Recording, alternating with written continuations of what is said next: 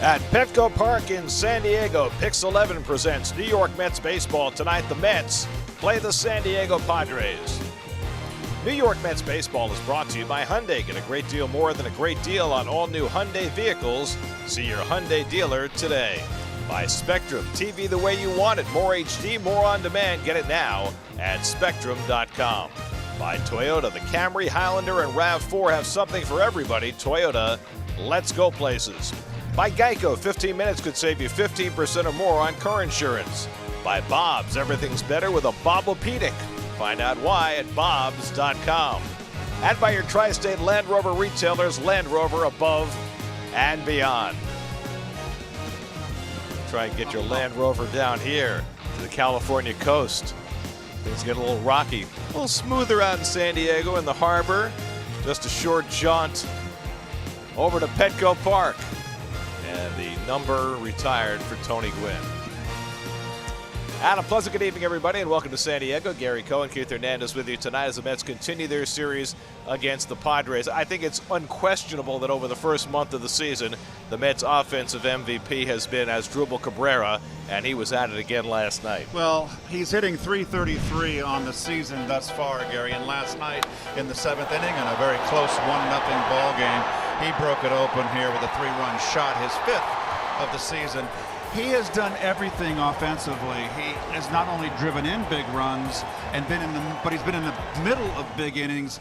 He's also a very good situational hitter. He's been hitting in the top of the order. He's been getting runners over or in, doing all the little things. And even though he's a little challenged at his age defensively as far as his range, he is Wilson Pickett at second base. Anything he can get to, he's good, and he turns an excellent double play. And the Mets will need good defense tonight because they've got a pitcher on the mound who puts the ball in play. That's Jason Vargas, his first start for the Mets since 2007. Well, 18-11 last year. You can see coming off Tommy John surgery, had a terrific first half, made the All-Star team, first time in his career. And you see a second half, maybe he hit a wall. This was an excellent pickup for the Mets that gives them depth in that starting rotation, as well as, which I always love, another left-hander in the rotation. So he gets his first start here. It's a big lift for this rotation, which has been challenged. A delayed start to Jason's season with a broken bone in his non-pitching hand, but he's ready to go tonight against the rookie left-hander for the Padres, Joey Lucchesi, the first pitcher from the 2016 draft to make it to the major leagues. 24 years of age, only 2 years in the minor leagues, had some awesome seasons there. He's off to a terrific start, throws a funky pitch called the curve, which he holds like a circle change, but throws it like a curveball. I can't wait to see it. He's off to a great start for this Padre club. And a kid with a very deceptive delivery. We'll see how the Mets pick him up tonight. Mets try and make it 2 in a row in San Diego. All the action, Mets and Padres, coming your way tonight on Pix 11.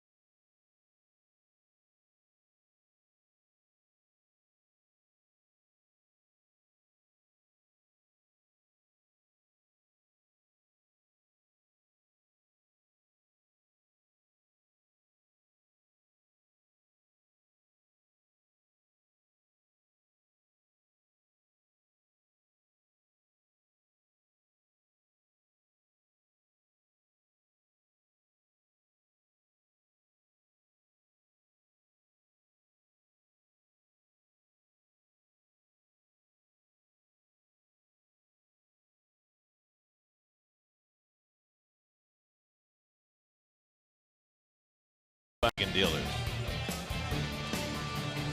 Watch every out-of-market regular season game live at home, in the office, or on the go with MLB.tv. Your subscription includes MLB At Bat Premium, allowing you to watch live baseball on your favorite supported devices. Blackout and other restrictions apply. Visit MLB.tv for details. And the themes of the game are brought to you by your Tri-State BMW centers. And they are very thematic, folks. The black and blue and orange. If you can't figure this theme out, you're crazy. Jason Vargas, second appearance for the Mets. He made 2 appearances in 2007. He's back. Lobaton, nice 2 hits last night. Big part of that 3-run inning that iced the game. And Mr. Lucchese, one of 2 players that Gary mentioned in the Open, if you were all listening in the Open, who was drafted in 2016 or 17, that's in the big leagues. Not only were they listening, Keith, they were hanging on your every word and looking at your every gesture. San Diego, military bastion. Baseball tonight in San Diego. First pitch is coming up.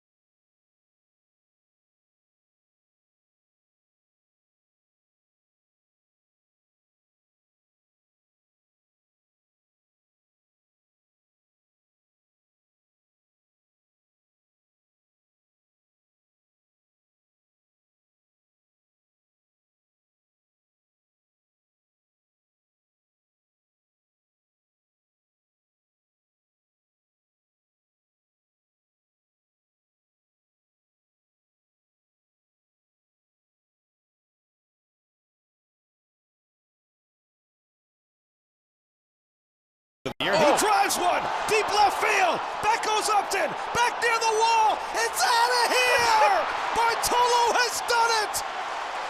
The impossible has happened. This is one of the great moments in the history of baseball. Well, that was a Saturday night in San Diego. What could the Mets do to top that tonight? By the way, Bartolo got the win for Texas today, his first victory of the season. How about that? Gets him within 2 of Juan Marichal for the all-time win leader out of the Dominican Republic, and 4 behind El Presidente, Dennis Martinez, for all-time winner for Latin American pitchers, for Latin pitchers. Fantastic. 7 innings for Bart today, and Texas's win over Toronto. The Mets lineup tonight brought to you by Fios. Visit getfios.com as Drupal Cabrera back in the leadoff spot against another lefty. Wilmer Flores moves up to the 2-hole for the 2nd time this year, and Ahmed Rosario moves up to the 6th spot for the 2nd time this year as well. And there's your starting pitcher, and look at that motion, folks. I would not like this. Why? Well, you can look at it. It is herky-jerky. It's hard to pick up. And he's a left-hander. So we'll take a good peek at him. I'm excited to see this kid pitch. And the Toyota Let's Go Places Padre defense. Hosmer, of course, the new guy that got over the offseason free agency. 4-time Gold Glover. He got his Gold Glove yesterday before the game. And out in the outfield, Manuel Margot back out in the outfield. In center field, he sat down last night. He's back in the lineup. Will Meyer had a big year last year. The big power hitter. He's been out. He's back in the lineup just recently. As Drupal Cabrera to lead things off. Cabrera led off the game last night with a double against Clayton Richard. Came in with the first run of the game, and that was the only run of the game until the 7th, when Cabrera socked a 3-run homer that gave the Mets and Jacob deGrom some breathing room. 24-year-old Joey Lucchese, Newark, California native, Missouri State product, ready to go for his 6th big league start. He's got a lot of starts and stops and leg kicks and hesitations, and his first pitch, as Cabrera steps out, he takes a strike. So that's how discombobulating the first pitch was, that Cabrera was stepping out of the box before Lucchese threw the pitch. Who is this masked man? Look at this. I love it.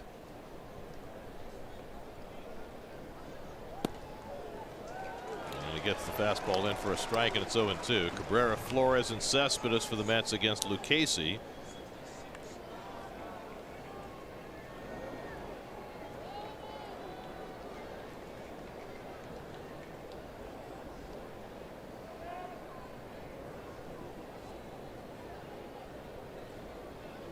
And he strikes out Cabrera on 3 pitches for the first out of the night.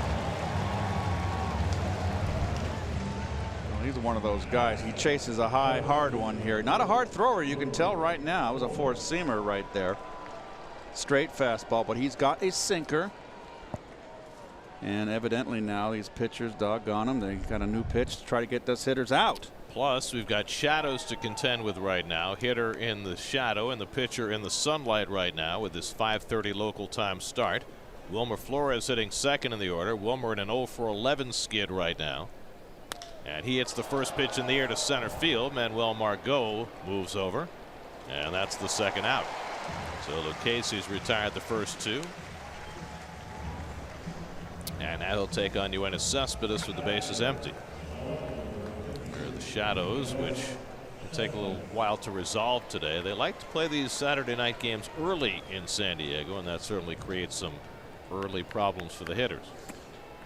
Well, you could see the ball will be shiny in the sunny part coming out of his hand, and then it'll dip in late into that shadow. All within a split second, of course, folks. Cespedes, strangely, is just 1-for-21 against lefties this year. He was on base 3 times last night, 2 walks and a single. And he takes a fastball away from Lucchese for ball 1. And of course, for all these Mets hitters, this is the first time they've ever seen Lucchese in person. They've watched the video, but no, I don't know how you can get ready for something like this watching on video. By the way, pace of play takes him 10 seconds just to release the ball. Fastball and a call, strike 1-1. You can see everybody's getting their measure of him right now, except for Flores, who jumped on the first pitch. But Cabrera stepped out on the first pitch, and it looked like Cespedes took a first strike to get a look at him.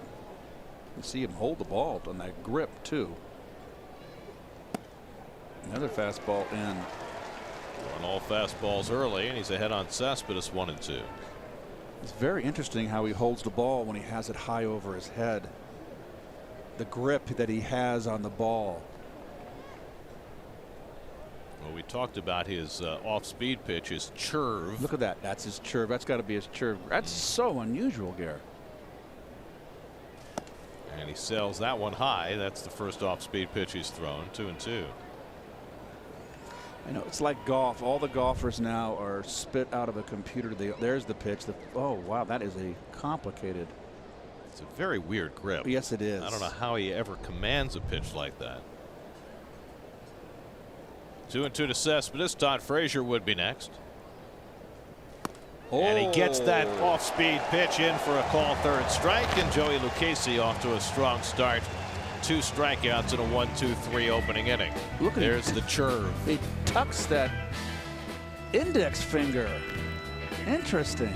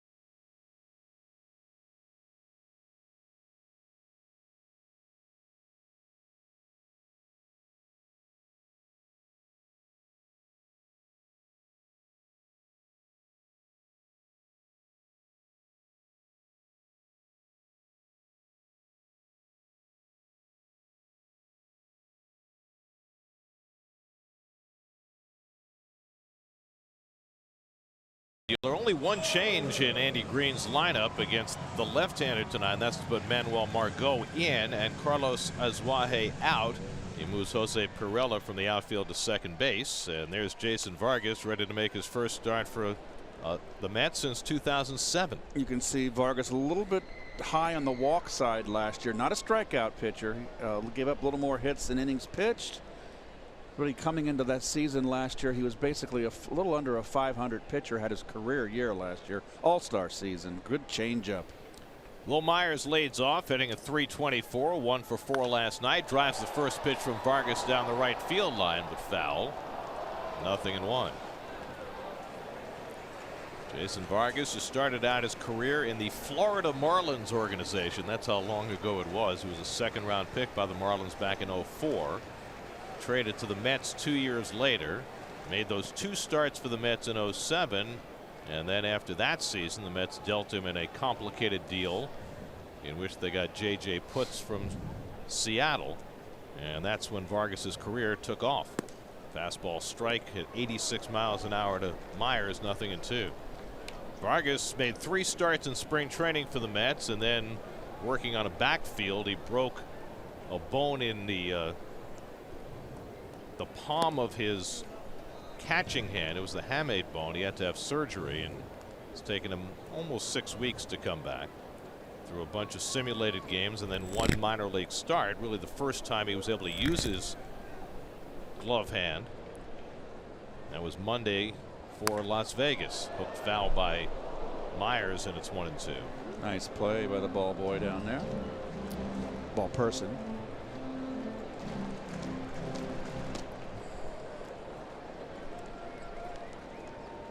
It's Chinatown, Jake. Eric Hosmer on deck. 1-2 to Myers, and he golfs 1 foul. Changeup. And your Metropolitan infield defense brought to you by Hyundai. If I pronounced that right, I think I did. And that's Lobatone, the same group right here. Wilmer back, second start at first base. Left-hander on the mound, of course. We got the 2 Gold Glovers when there's a left-hander out there. 1-2 from Vargas, and Myers takes a call, third strike. Fastball in the inside corner, and Vargas, first batter of the year, he's got a strikeout. Well, something I'm seeing a lot of this year, and I love it, is that pitchers now are starting to pitch aggressively inside.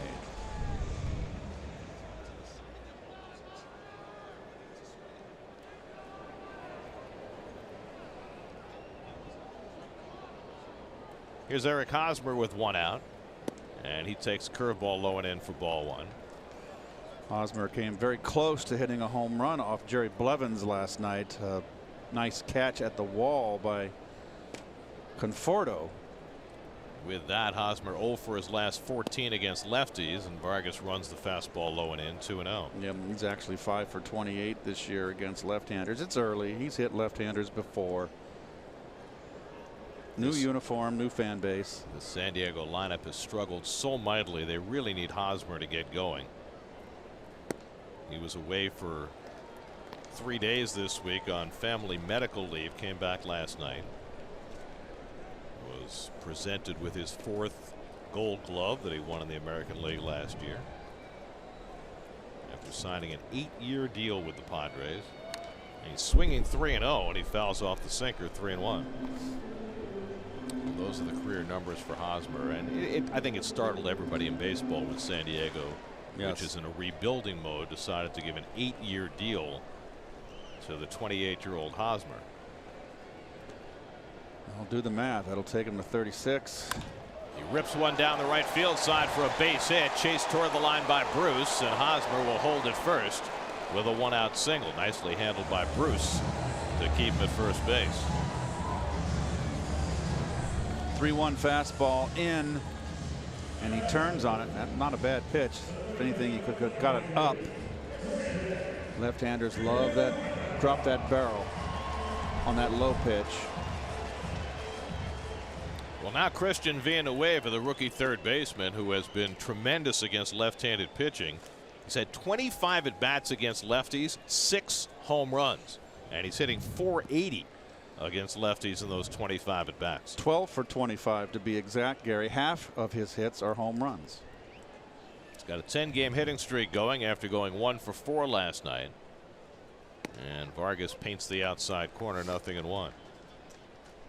Christian Villanueva bursting on the scene. He came up late last year, did a nice job in 32 at bats, but they really didn't know what they had. He's 26 years old. He's been a slow developer, but he has come out raking at the start of this season.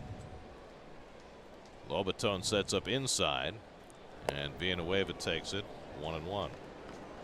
Well, he impressed me last night. He's a swinger, and he's only got 6 walks on the season. He's a swinger. He almost hit a home run, too, on a hanging breaking ball off of Ramos last night. He got under it. 7 home runs. Nobody in the league has more than 8 coming into the day. And goes after the changeup and fouls it off. 1-2. Christian Villanueva from Mexico, Guadalajara to be exact. Only a daylight left here in San Diego.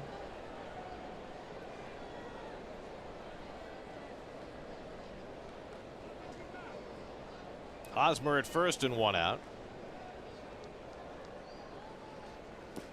And Villanueva takes the changeup in the dirt, 2-2.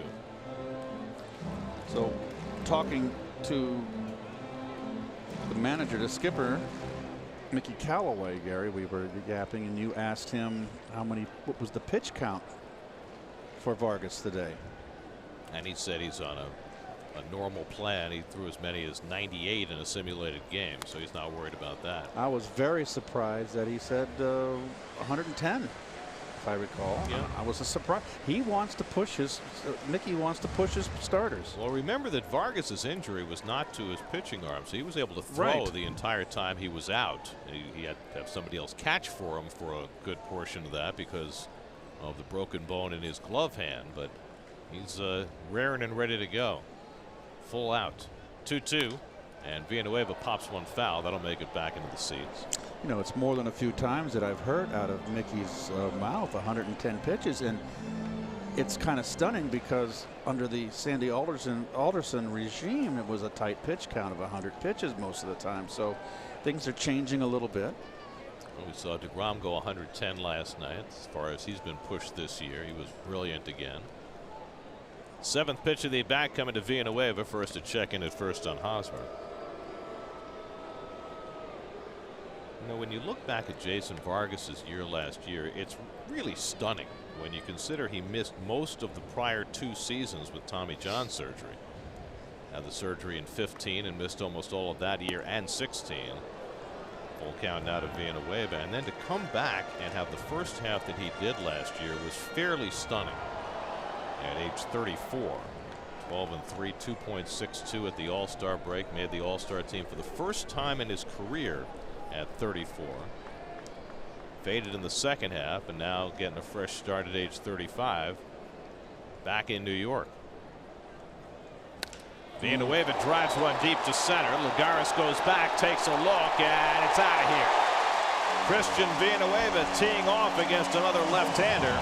His 8th home run of the year, 7 in 26 at bats against lefties, and the Padres jump out to a 2-0 lead.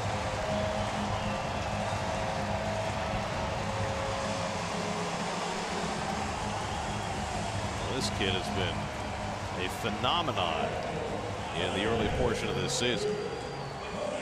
All those years in the minor leagues, and just basically a 269 or 270 hitter in the minor leagues, and there's nothing wrong with this swing. Boy, what a start he's off to. I mean, what he's doing reminds you very much of what Jose Martinez is doing in St. Louis, a guy who was in the minors for so long and has just come up here, hit immediately, and never stopped. Down and now Villanueva doing the same. Down the inner half and down. That ball was ripped. Now Jose Pirela lines one past Rosario into left field, a base hit. So 3 straight hits for the Padres against Jason Vargas, and Pirela aboard with 1 out.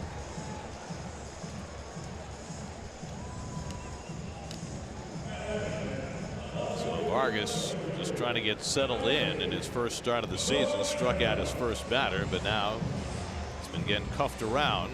And he takes on the dangerous Franchi Cordero, who homered in the 9th inning last night against Matt Harvey for the Padres' only run in the Mets' 5-1 win. Cordero 5 home runs in his first 54 at bats. And he takes it high for ball 1. Vargas last year was more vulnerable to the left-hand hitters than he was to the right-hand hitters. The lefties last year in his all-star season hit .311 against him. And he got the ball inside on Cordero. He fouls it off 1-1.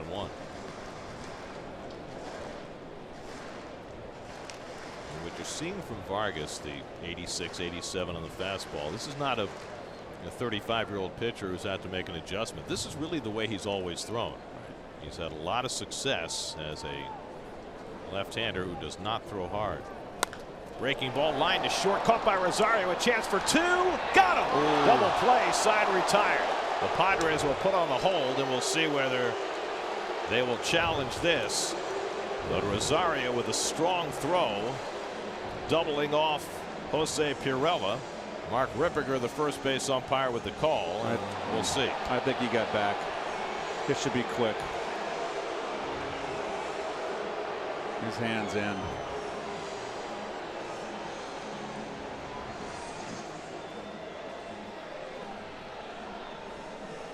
Looks safe to me, Gare. And they will challenge the call. It should be quick.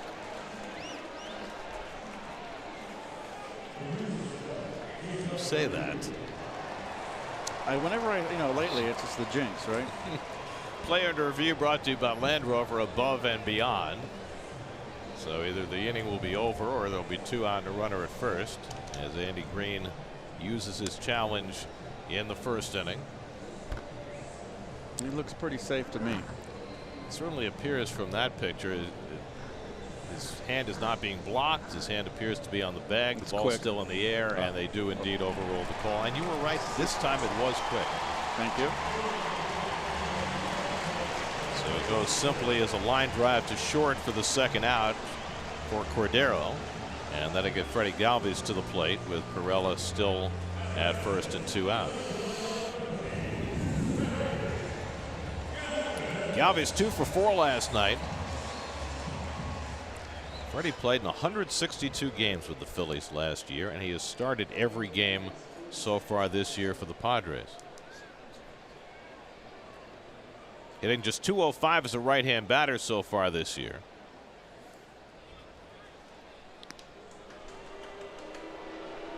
Pirela has a couple of steals this year in 3 tries. Does it look like the sun's right in Wilmer's eyes as he takes that throw from the pitcher? Well, you look at the shadow, absolutely. Remember how bad it is in Colorado? Yep, especially in the summertime there. That's hit sharply, a base hit for Galvis. So Vargas get hit very hard here in this first inning. That's 5 straight hitters who've hit line drives. Fastball down and away. And Dave Island's going to come out for a conversation. So Vargas, after striking out Will Myers, gave up a base hit to Hosmer, 2-run homer to Villanueva, a hard hit single to Pirela, a line drive out to Cordero, and now another line drive base hit by Galvis. So 4 hits in the inning. And now Manuel Margot, the number 7 hitter, comes up. Margot has been struggling early in the season, so he's been losing some playing time, but he tore the Mets up last year when these two teams got together. Lifetime 23 at bats against the Mets, hitting .478 with 2 home runs. He was the best player the Padres had against the Mets when we saw him last year. And the changeup in for a strike, 0-1. Margot was a rookie last year at .263, 13 home runs, finished 6th in the Rookie of the Year balloting in the National League. Big out for Vargas to get here to limit the first inning damage.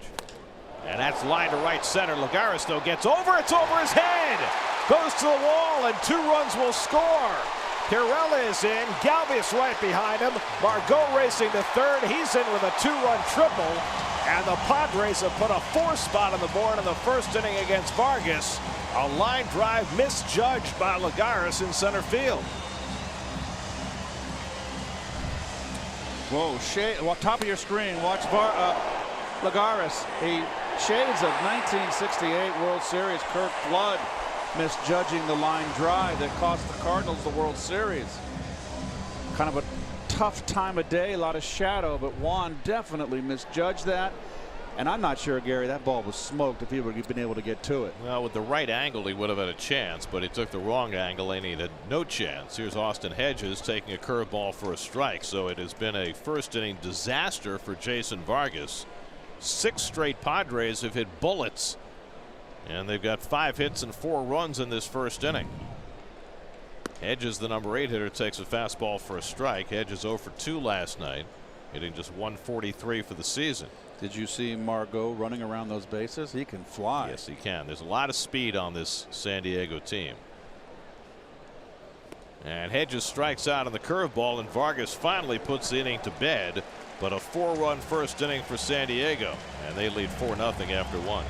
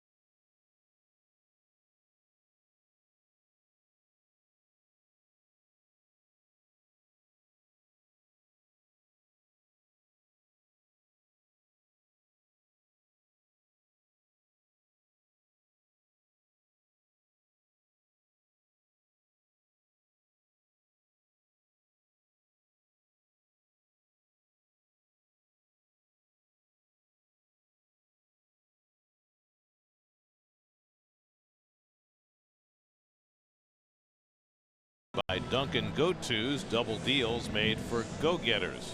Injury notes from around the majors. Yasiel Puig left the first game of the doubleheader. Dodgers won that game over the Giants 15-6 with Pablo Sandoval working in the last inning on the mound for the Giants. That's some really bad news for the Red Sox. Mookie Betts leaving their game today, and J.P. Crawford the same for the Phillies. Phillies are down to the Braves today 4-1 in the 9th. Well, it is very unusual to see Juan Lagares ever misplay a ball in the outfield, and now we've seen 2 in the last 3 days. At a Sun Field in St. Louis, and here are shadows. That ball was ripped, and he just misjudged it. He took the wrong track to the ball, and I still don't know if he would have been able to get to it. That ball was really ripped. So the Mets in an early hole. Todd Frazier leads off the second against Joey Lucchesi and takes a fastball high. Frazier 1 for 5 last night, struck out 3 times, but drove in a run. He's just 3 for 17 against lefties so far this year. Mets as a team have really struggled to do anything against left-handed pitching. They did again last night against Clayton Richard. In fact, the Mets have now had 186 at-bats against lefties this year with 1 home run. Hitting .230 as a team, but they're 5-1 against lefties. Somehow. Jay Bruce on deck, then Ahmed Rosario in the second. And Frazier takes the churve inside. Can you say that on TV? It's Yeah. Don't ask me. Yeah, I guess you're probably the wrong one to ask. 2-1 to Frazier. And Todd pops one up into shallow center field. Perella going out. Margot coming in to call. And Margot puts it away, 1 out. Let's look again at this grip that Lucchesi uses on this pitch. There it is. And I'm going to try. I mean, look, okay, I had a hunch. Look at his. He tucks. Most people throw curveballs like this, and he's got it on the side with He's got this finger tucked, right? In like he's got this. He's got his thumb tucked. You got to have special hands to be able to do that. I don't know how he does it and how he controls it. I tell you what, I Jay think Bruce trying to bunt against the shift. I think even our colleague Ron Darling would have a tough time describing that. I mean, it's kind of like he has his 3 fingers on the side of the ball like a circle change with this index finger tucked, and then the thumb tucked on the side of the ball. Right. So how does he control I'm wondering. it? This is what I'm wondering here. When he spins it, is he pushing off on his thumb too? That's it's interesting to get that tumble. Well, I mean, pitchers who throw normal curveballs will use their thumb to get the extra spin going the opposite direction. But I just don't know how, with the index finger tucked in the way it is. Who would think of a grip like that? That's what I want to know. It's like Thomas Edison with inventing the electricity, the light bulb. Jeez. And no lightning involved in Lucchesi's discovery.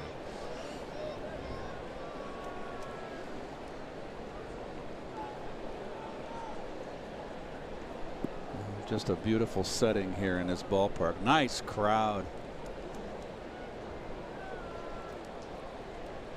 1-2 to Bruce, who's broken out a bit with the bat. He's hit in 5 straight games. And he goes down swinging on that off-speed pitch. 3rd strikeout for Lucchesi, and he's retired the first 5. Well, Jay's mad at himself there. This is a churve, Gare, and it's a hanging churve. That's interesting. Look at it's hanging up there. That's not a good pitch. Jay just didn't pick it up. Look at him curl his hand.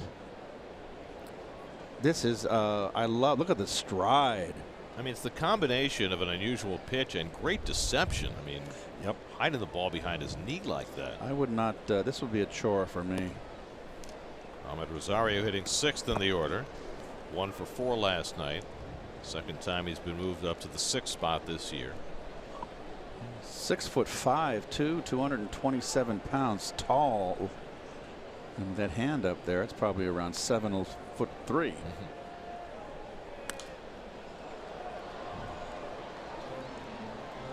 Leverage with that leg kick that he uses and all the starts and stops. Well, he's got the big shoulder lift too, which really, to me, when I played, pitchers that had the big shoulder lift, Don Sutton comes to mind. Those are the guys that hold the ball. Now you factor in his herky-jerky motion. Boy.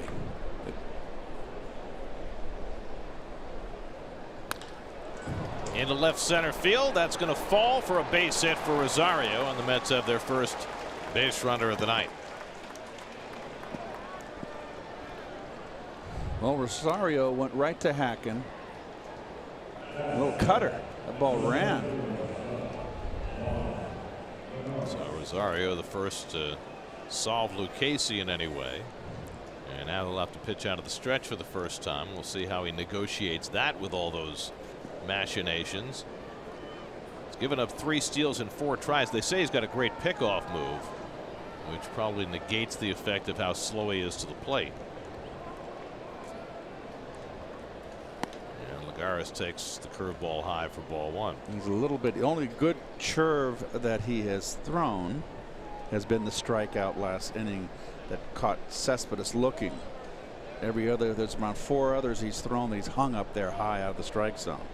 Lagares on base 3 times last night. 2 hits. He was also hit by a pitch, and he takes a fastball for a strike, 1-1. He pitches right-handers inside too, Gary. I like that. And so far this year, he's done as well against righties as he has against lefties.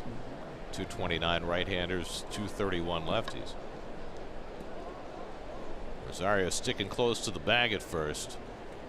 We saw him do that last night against Clayton Richard as well. Richard has maybe the best pickoff move in baseball, and Casey's reputed to have a pretty good one as well. There's another Hank curveball that he left up. Look at it. 3 fingers on the ball. Very interesting. And he gets that curveball inside to Lagares, and now it's 3-1. So he's having trouble throwing that off-speed pitch for strikes. Mets hoping to take advantage of that. Jose Lobaton hitting 8th in the order, waiting on deck. By the way, as the Mets move toward the bottom of the order, keep in mind Jason Vargas is coming back from a broken hand. Jason's always been a pretty good hitting pitcher, but we don't know if he can swing the bat coming back from that injury. We're just going to have to wait and see.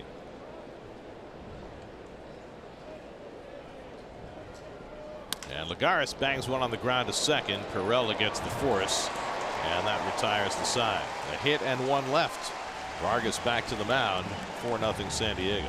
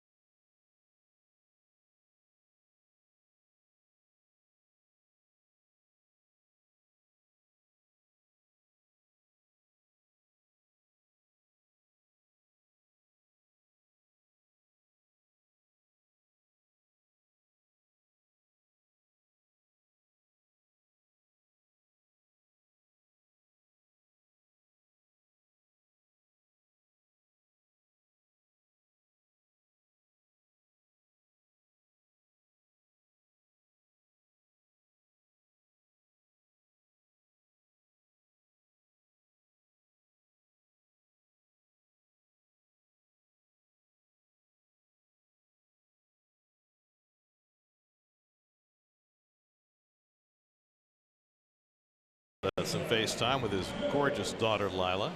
Our Emmy winning director Dan Barr. Congratulations, Dan, on your Emmy this year or last year. Lila already a TV star. Jason Vargas, after a very rough first inning, goes back out for the second to face the opposing pitcher Joey Lucchesi, who's looking for his first professional hit.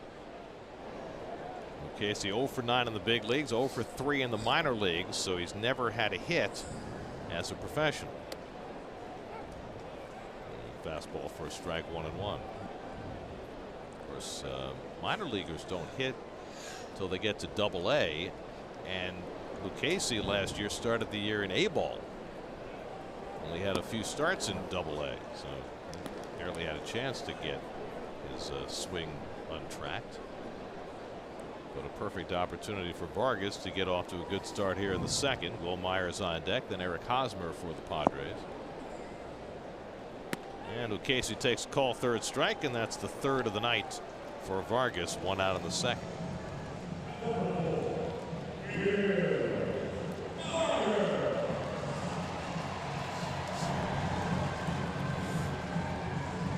Now Will Myers, who took a call, 3rd strike in the first inning.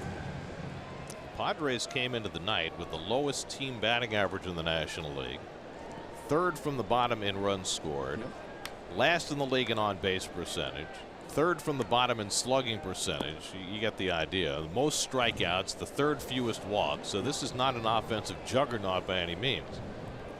But they certainly rattled Vargas's cage in the first inning.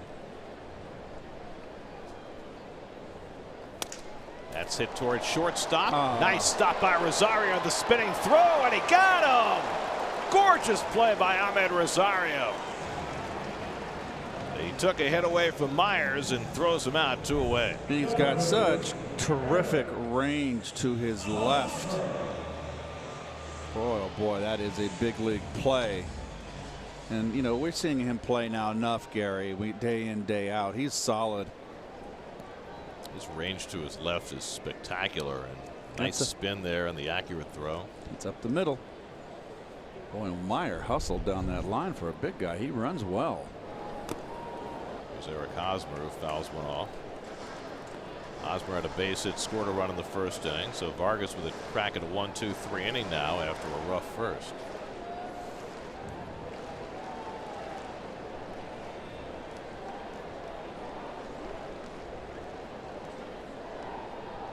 Last time Jason Vargas faced the Padres was as a member of the Mariners in an interleague game in 2011. You know who played first base for the Padres and batted 8th in that game?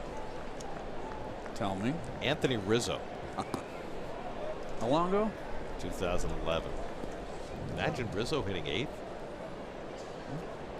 Right at the start of his career. Yep.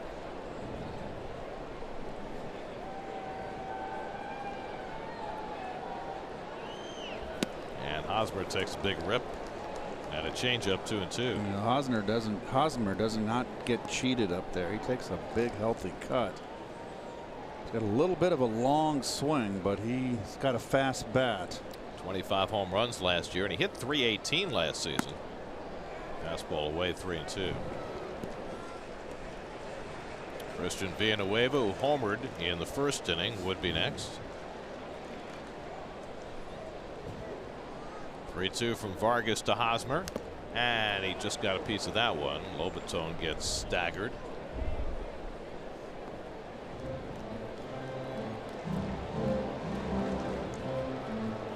Hit him on the foot.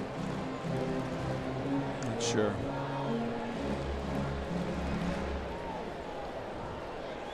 Staggered, but didn't fall.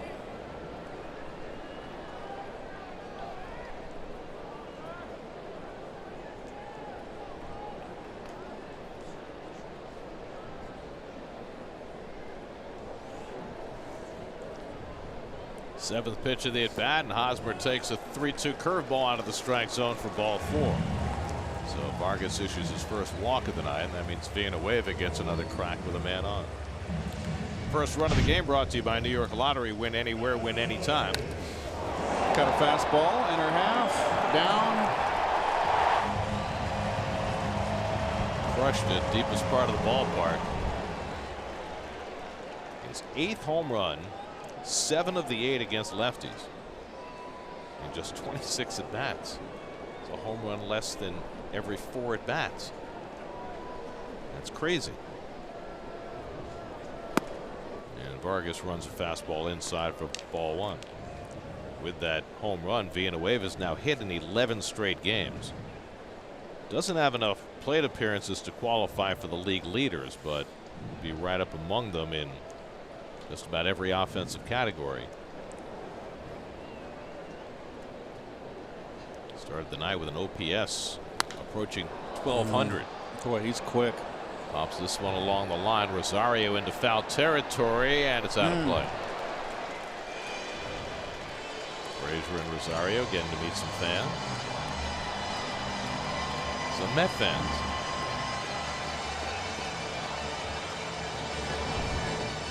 The ball just kept drifting. There's those new screens that are up to protect the fans down the lines, which I'm totally for. I think everybody feels the same way, even after some initial hesitation. The screens that they have now are so much lighter and easier to see through than the ones of years past, and I think that people who had trepidations about watching the game through the screen have found that there's really nothing to be concerned about. I mean, we watch virtually every game through a screen, and you'd never know it.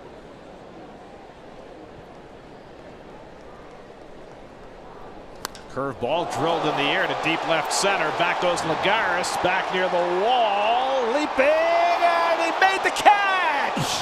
Juan Lagares takes a home run away from Villanueva. Well, Villanueva hit a 2-run homer his first time up. He almost had another and would have if not for the Golden Glove of Juan Lagares. Oh, that was a tater. You're right. Oh, boy. And Jason Vargas needed that. That's the Lagares we know.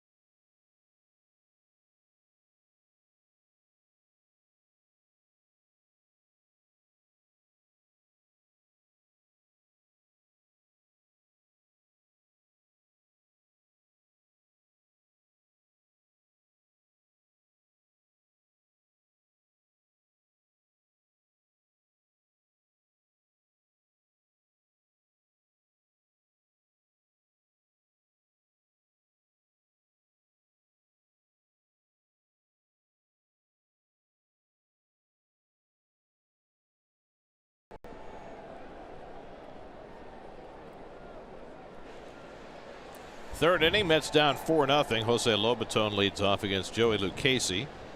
Lobaton had his best offensive night as a Met last night. A couple of hits, a single and a double, both well struck, one from each side of the plate.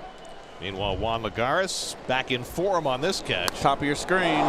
There he goes. No, that's just a very, very nice catch. Didn't have the style points of the one that Odubel Herrera pulled off for the Phillies today because there were no trees involved. But still, he went over the fence to take a home run away from Villanueva. So that may not have been, might have hit the top of the wall. I'm not sure, but no, nonetheless, that's a heck of a catch. 0-2 to Lobaton with pitcher Vargas on deck. And Jose takes that curve high, and Lucchesi, despite the fact that his results have been good early, has had trouble throwing that off-speed pitch for strikes.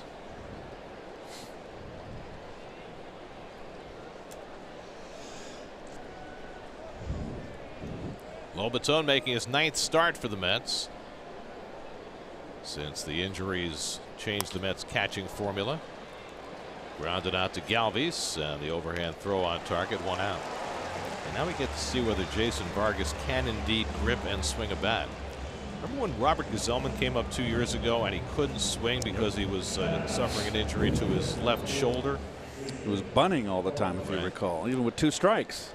I mean, those are the lifetime numbers for Vargas. He's a very good hitter for a pitcher, but whether he can swing or not, we'll see. There's Mr. Gazelman. Looks like he's got a Cespedes gnome hat on.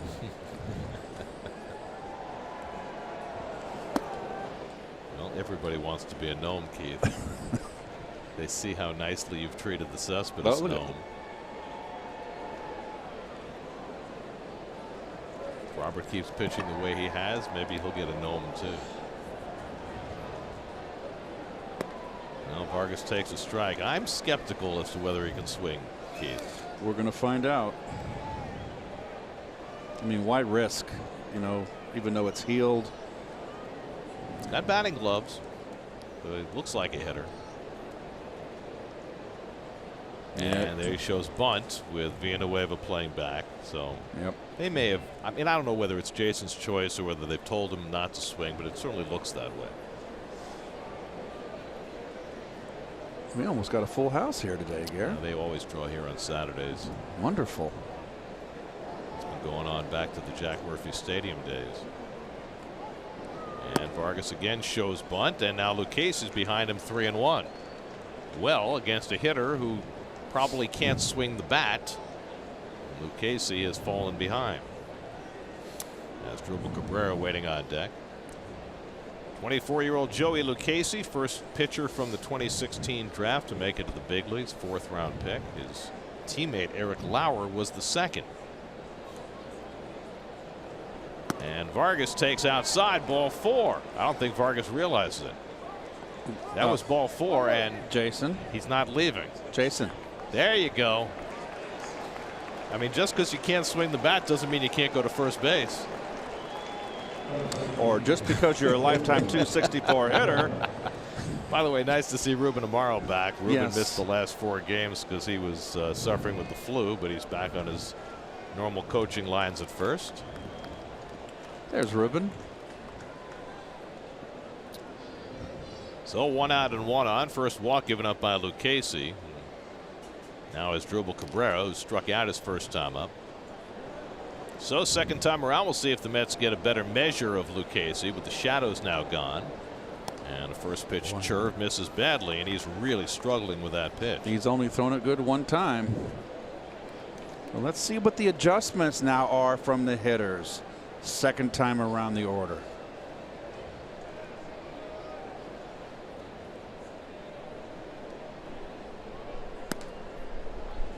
Who's Hot brought to you by Geico. 15 minutes could save you 15% or more on car insurance. And as Drupal, well, he is hot. He's got 5 home runs this year. Last year he didn't hit his 5th home run until June the 12th. So he's a good 6 weeks ahead of his home run pace from last year. Austin Hedges, the young Padre catcher, paying a visit to his young charge Lucchese. After walking the pitcher, he throws 2 straight out of the strike zone to Cabrera. Wilmer Flores on deck, and I'm sure Hedges was reminding Lucchese best way to let the Mets back in the game is to walk people. DeGrom suggesting that Vargas should steal a base. I don't think that's going to happen. And Lucchese falls behind 3-0.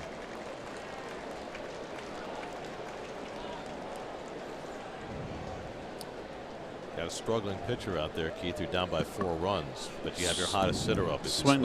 You swing. It's early in the game, Gary. Only late do you start taking. Oh, he aimed that one. So back-to-back walks issued by Lucchese, and now the Mets are 1 swing away from getting right back in it. And now the pitching coach will head out to the mound. Darren Balsley, who's been here forever. Remember, he came in with Jack McKeon. He's Jack's son-in-law. Oh. And Darren's got to have been here 15 years. Probably got his home here. He's raising his family here. Perfect.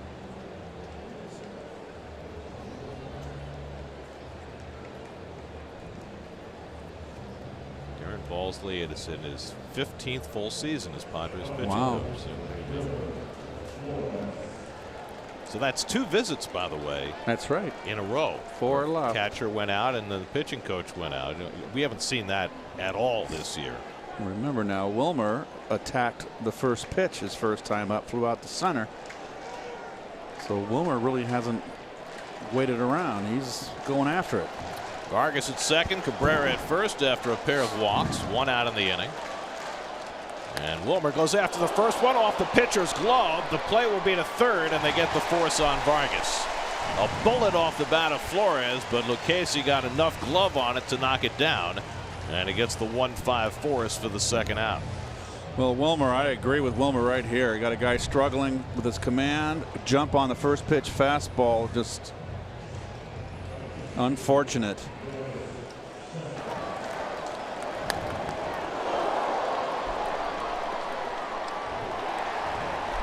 Good presence of mind by Lucchese to get the lead runner. So 2 out and 2 on, and Cespedes gets a crack. Took a call third strike his first time up. Cabrera now at second. Flores at first with 2 down. And still with only 1 hit against Lucchesi. And he runs that fastball inside, ball 1.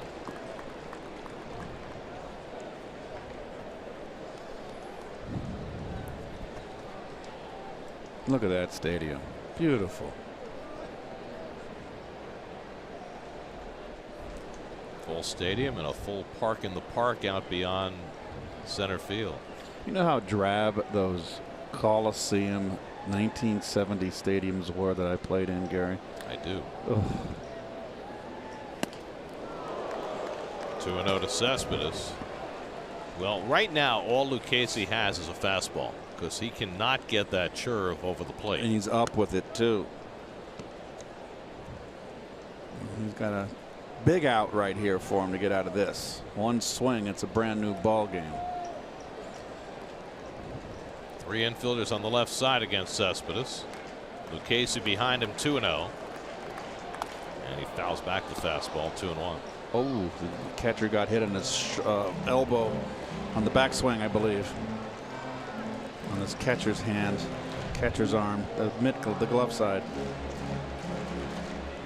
Ouch. Right on the elbow. Oh, that hurts. It's just, oh man, all bone. Cespedes checking to see if he's okay. It's all.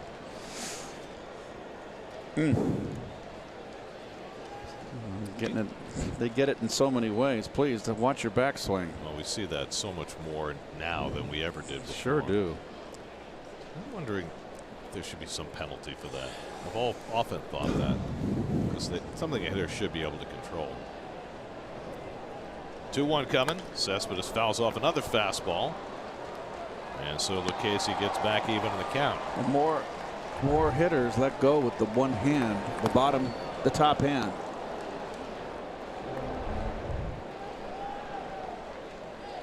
More big full home run swings too. Oh. Big follow throughs.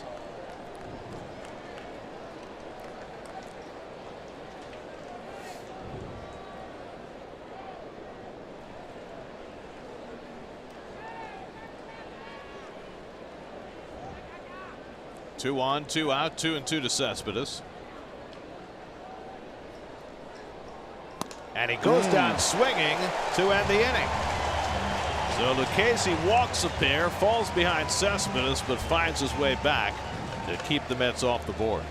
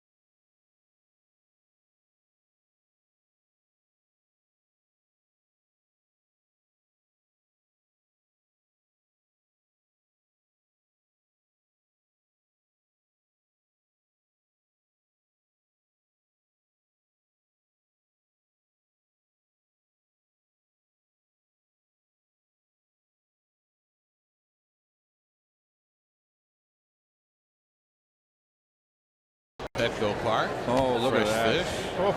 Very lovely. Oh, look at that tuna. Oh, on a grill too. Sweet. Say Pirella leads off the home third. Jason Vargas not exactly fooling anybody in his first 2 innings of the season. Gave up 4 runs and 5 hits in the first inning. Needed 2 remarkable defensive plays behind him to avoid trouble in the second. Perella had a base hit in that big first inning and scored a run.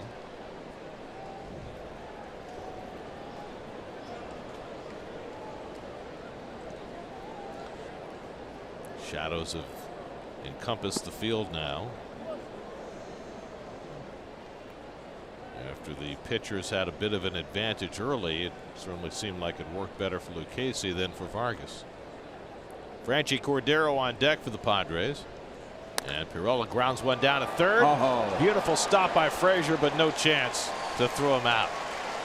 Todd took a double away by making the backhand stop, but once he went down with Perella's speed, no chance to get him. He saves a double here down the line. That's a nice backhand, but you can forget it. He does the proper thing. Does not throw it, he eats it. Hit number 6 for San Diego. Perella's 2 for 2. And now Franchi Cordero, who lined out to short his first time up. On the line drive, it was initially ruled that Perella was doubled off first. They overturned the call, and the Padres took advantage to score 2 more runs after the inning initially appeared to be over. Cordero flies one down the left field line and foul ground Cespedes. A long run, sliding, can't get to it. Nice effort by Cespedes, who had to avoid that corner of the stands as he went by. Good effort. And another ballpark, Garrett, with like St. Louis with the foul territory, pretty similar. I think what's fairly, a lot of ballparks don't have a lot of foul territory. And he picks up where the stands are, the wall, I should say. Good job by the ball girl and the security guard to get out of the way.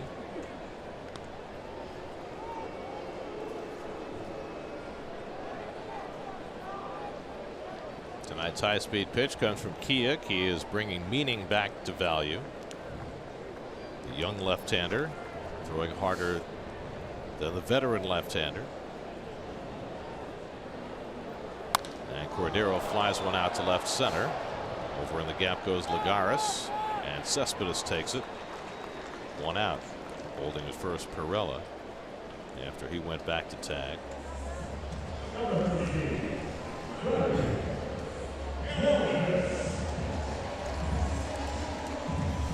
So 1 out and 1 on. Now Freddie Galvis, who had a base hit and scored a run in the first inning. So the Braves beat the Phillies tonight behind Mike Fultonevich, who's been pitching really well for them. 6 innings, 3 hits tonight. Well, that was a big trade for Atlanta, getting Fultonevich, and he's been had control issues. It was that Evan Gattis deal with Houston, right? Right, and he's got a great arm, got a great breaking ball, Gary, but his command, and but looks like he's just off. He's 2-1 now, but he's pitched well. We were supposed to see him in that Sunday game in Atlanta that got rained out. So it would appear as though, well, we could see him Thursday, depending on how they run their rotation. The Braves coming in Tuesday, Wednesday, Thursday.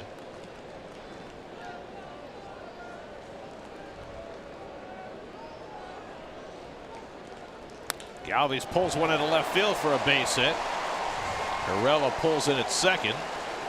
So Galvis is 2 for 2. And the Padres keep hitting balls hard against Jason Vargas.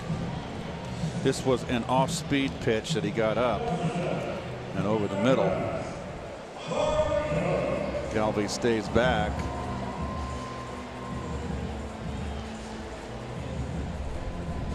Well, nothing has really worked for Vargas so far tonight. Now they'll face Manuel Margot, who hit a drive to right center that Lagares misplayed and went for a 2-run triple in the first inning.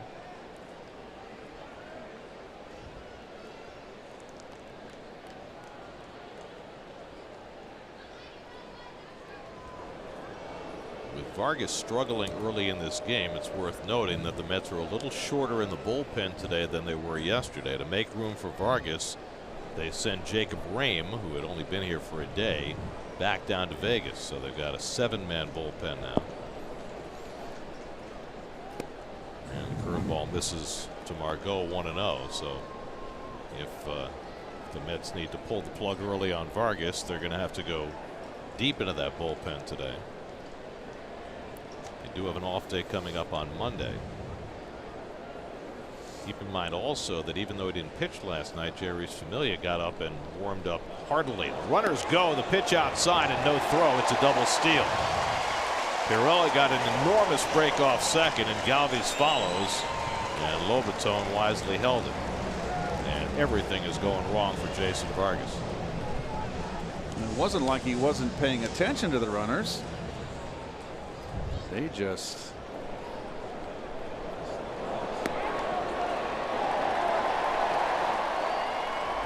probably got set on his cadence. He didn't look back twice.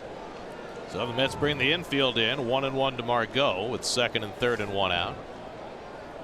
And he takes the fastball inside, 2-1.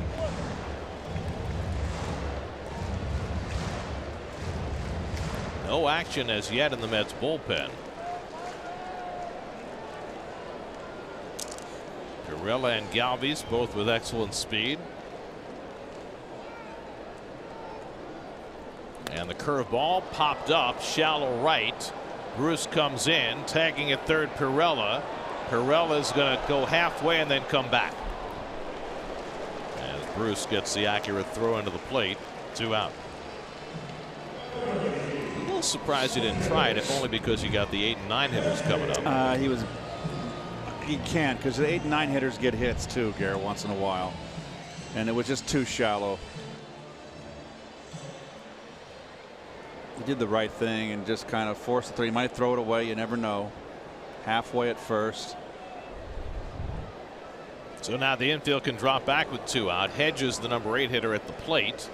And the Mets are going to pitch to him with first base open. I agree. Hedges struck out on 3 pitches his first time up.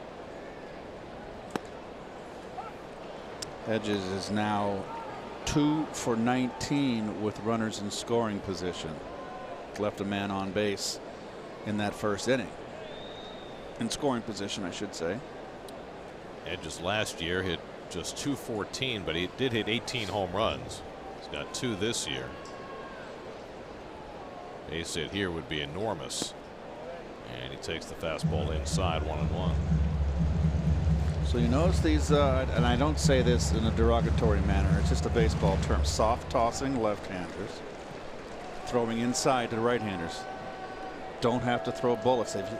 They have to establish in and keep those right-hand hitters honest. Jamie Moyer always did that. That's pulled toward the hole, base hit. Pirella is in.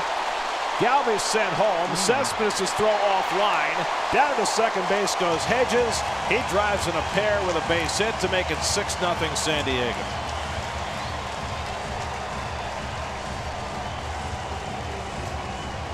So they choose to pitch to the number 8 hitter with the pitcher on deck and first base open, and they pay for it. Ball's up.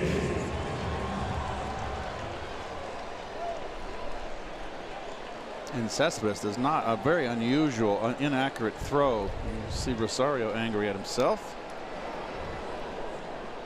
So now Lucchesi bats, 6 runs to the good. He struck out his first time up, and he takes a curveball, bailing out, and it's in for a strike. And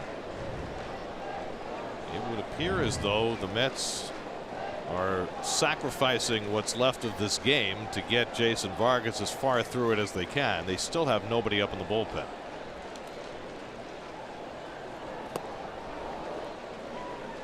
Well, it certainly got out of hand now at 6-0, Gare, and they're going to let him get some pitches here. It would appear so. I mean, they'll probably pinch hit for him when he comes his turn in the order, but that's a couple of innings away. Yes. Well, it's been nothing for Vargas to be particularly happy about in his season debut, and was he not ready? Is he just struggling today? Who knows? But it's not come easily for him for even a second. And he strikes out Lucchesi to end the inning. His 4th strikeout, but 2 more runs for the Padres on the Hedges base hit. It's 6-0 after 3.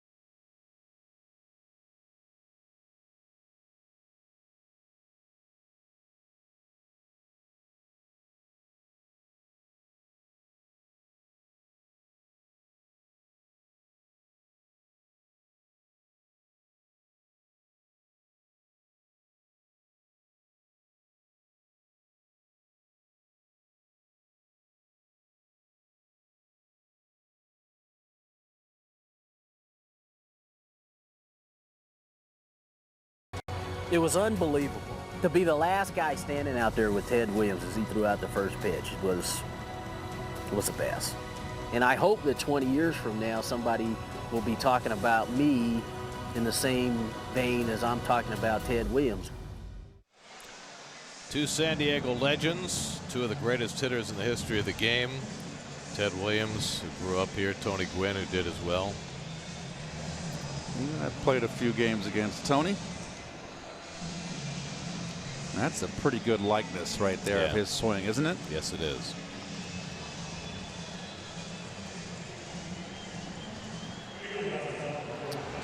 Ted Williams bat from the year he hit .406, last 400 hitter in the major league. Look at those old bats there. The splendid Splunter.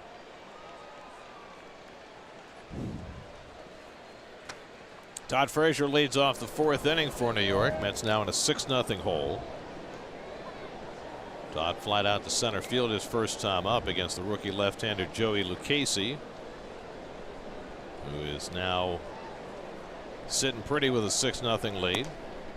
And he misses with a fastball for ball 1. Mets had a crack against Lucchesi in the 3rd inning, a couple of walks. But he struck out Cespedes with 2 men on after falling behind him. And then his team went out and got him 2 more runs.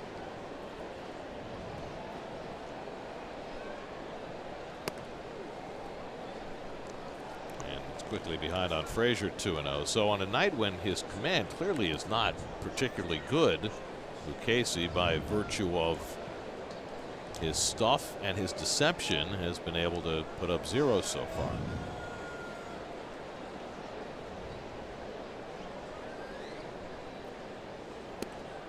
And there's a strike, 2-1. I mean, as a hitter, with all the histrionics out there, I know you always say just look for the release point. Yes. But how can you avoid being distracted by all you see? You can't. Look at that grip. I can't get over that grip. Drilled to left, but right at Cordero for the first out. So Frazier retired 1 away.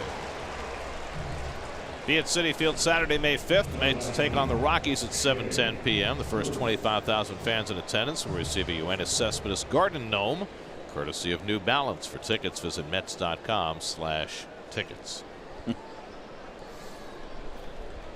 You and that gnome have a special relationship. Jay Bruce struck out his first time up.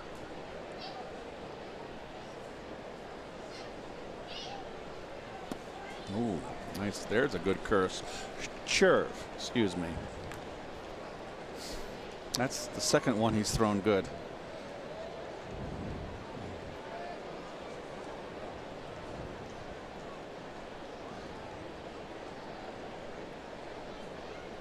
Another one.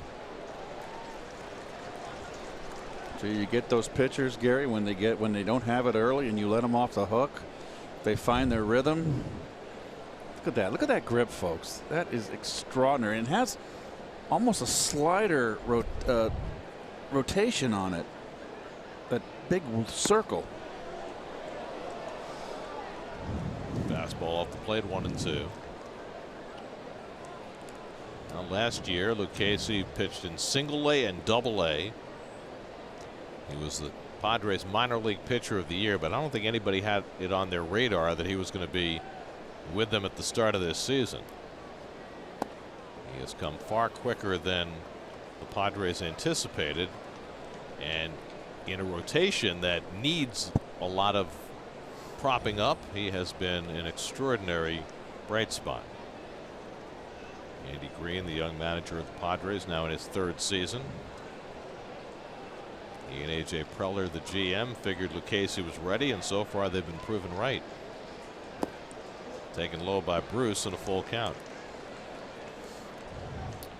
And, you know, they're in a position where even if he has to take his lumps at some point this season, it's not going to be a huge deal. They're not going to contend. I don't think anybody expects that. No, they're going to let him cut his teeth.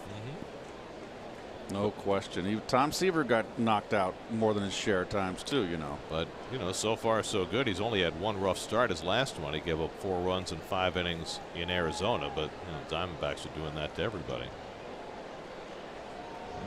3-2 to Bruce, and he taps one up the first baseline. Hosmer with the tag. He got him. Nice play. Well, it was iffy there whether Hosmer or Lucchesi was going to go for that ball, and Hosmer had to do it all himself, and he did. Very agile Hosmer, and there's the tag. We can't really tell, but I'm sure he got him.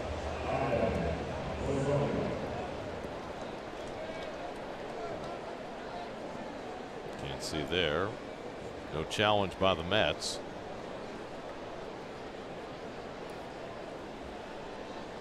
There you go. Yeah, he got him.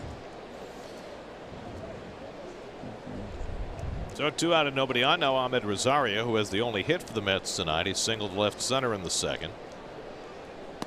And takes the fastball high from Lucchesi. By the way, speaking of the Diamondbacks, they beat the Nats again today. Took the first 2 games of that series, so they've won that series. Diamondbacks have now won their first 9 series of the year.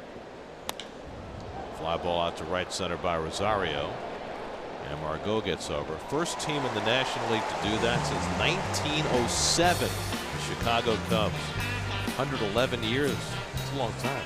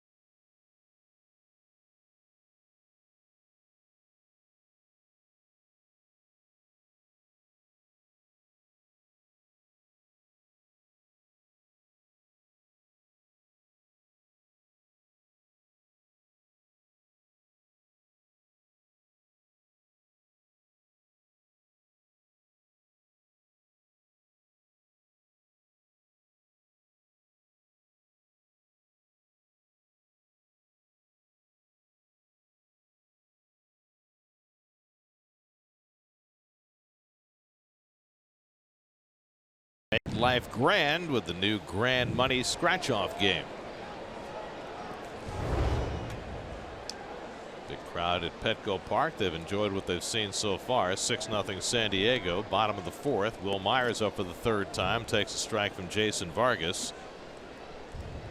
Myers is struck out. Grounded to short. A tremendous play by Rosario in the second.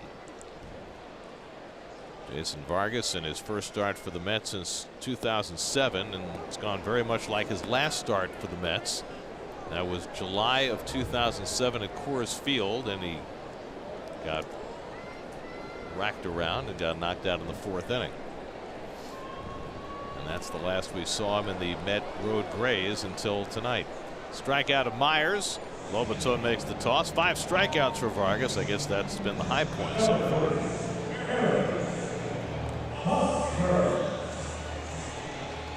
Now Eric Hosmer, who's been aboard twice, singled to right and scored a run in the first, walked in the second.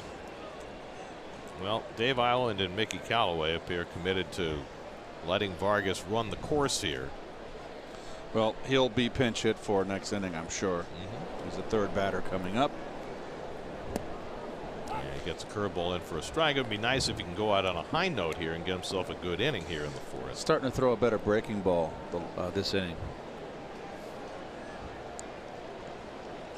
He's got some, even though he's thrown, he's got kinks to get out. It's different. It's a little bit different in a big league game than it is down there in simulated games. Well, I mean, through one rehab start, and I think that, you know, that certainly raised a lot of eyebrows anyway. I mean, he couldn't throw in a game for a long time because he couldn't catch the ball because he had a broken bone in his glove hand, which is why he made just the one rehab start. Grounded toward the middle. Cabrera sliding on the backhand, up and throwing, and I don't know why Hosmer did that, but he's out anyway for the second out. It is such a silly play. You don't get there faster. Your momentum is going forward. Just keep striding. Once you leave your feet, you slow down. Plus, you know, how many guys have we seen dislocate a finger or tear a ligament? There's no advantage to it. The only advantage sometimes is if you were trying to avoid a tag. But I mean, it looks good, but it's. I don't think it looks good. It's wrong on every level. From a professional eye, it doesn't look good. I mean, you know, but it's like, what are you doing? But fans look at that and say, "Ooh, he's really hustling." But, I understand. But it's not a good play. Right. Christian Villanueva has hit 2 balls over the fence tonight. First one was a long 2-run homer. The second one, a spectacular catch by Juan Lagares. But Villanueva continues to impress. And now facing Vargas for the third time.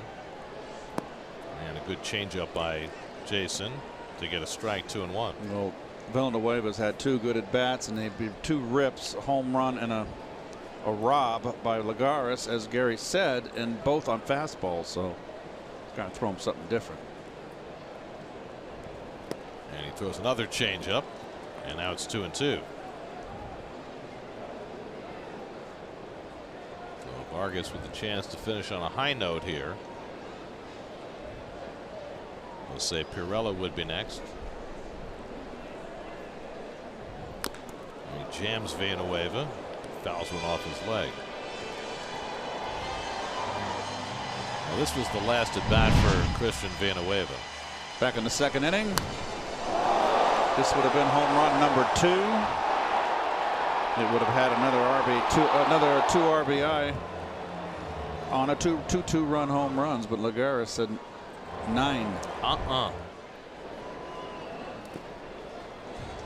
full count to Villanueva. Well, Lagares had a misplay earlier tonight on Margot's triple, but back in form on that catch. 3-2 coming, and he walks him. So Villanueva extends the inning. Good at bat. Second walk for Vargas. I love in this stadium and on the left field line how they've incorporated that old Western Metal Supply Company building, and it's 3 balcony levels that are all full of people. It's just really terrific. Building's been there since 1909, and they just left it in place and built the stadium around it, and the foul pole is right along the edge. It's actually, there's 4 levels. You can sit on the roof. It's fantastic. Pirella's already 2 for 2. Chases one away, nothing in one. Pirella's pulled the ball twice. Last time up, Frazier took a double away from him. Diving stop down the line. Only one player's ever hit the ball up on the roof of that Western Metal Supply building. That's Hunter Renfroe, the young Padre outfielder who's on the DL right now. A lot of talent in that outfield. I mean, they've got Pirela, who's normally an outfielder, playing second base today just to keep him in the lineup against the left-hander.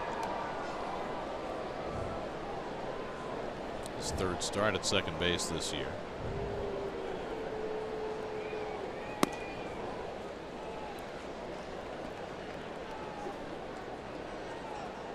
Well, it's been a full night's work within 4 innings for Jason Vargas. Seth Lugo getting ready in the Mets bullpen now. And all that Jason can hope is that 5 days hence in his next start, he'll be a little more prepared. 2 balls and a strike to Pirela. One thing about Vargas, he will not make excuses for this game today. It's just not in his nature.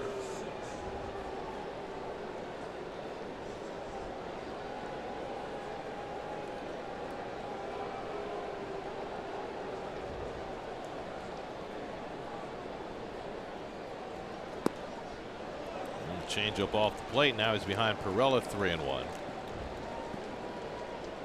He got the first 2 outs in this inning. Walked Villanueva. Now behind Pirela, Franchi Cordero, the left-hand hitter, on deck.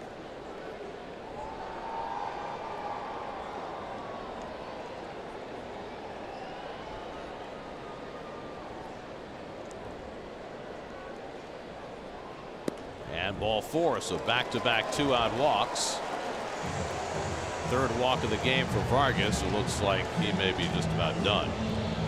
Dave Island's going to come out and talk to him. That means he'll get at least one more batter. I don't think Lugo's ready yet, and they're trying to get him to get one more out. Yep.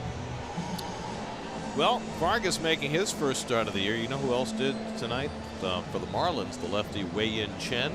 He hadn't started a game since May of last year, and he went out and pitched a gem against the Rockies. Went 5 1/3, 4 hits. Marlins beat the Rockies 4-1. That's a nice addition for Miami. What's the Marlins record now? They are 8-18. They're beating Colorado tonight. They took 2 out of 3, didn't they, in Los Angeles? They did. The series prior. The Dodgers have problems of their own. They did win today, but they're 12-13. That's hit in the air to deep right field. Forget it. Franchi Cordero up toward the second deck. A 3-run bomb for Cordero, his 6th of the year. And the Padres are just tattooing Jason Vargas. It's now 9-0 in the 4th inning. Let's see if the skipper comes out. Talked last night about Cordero and his combination of speed and power. Well, he showed off some serious power there. And Jason Vargas's return to a Mets uniform could not have gone worse. Middle, down, right down the middle, and down in the strike zone in the wheelhouse.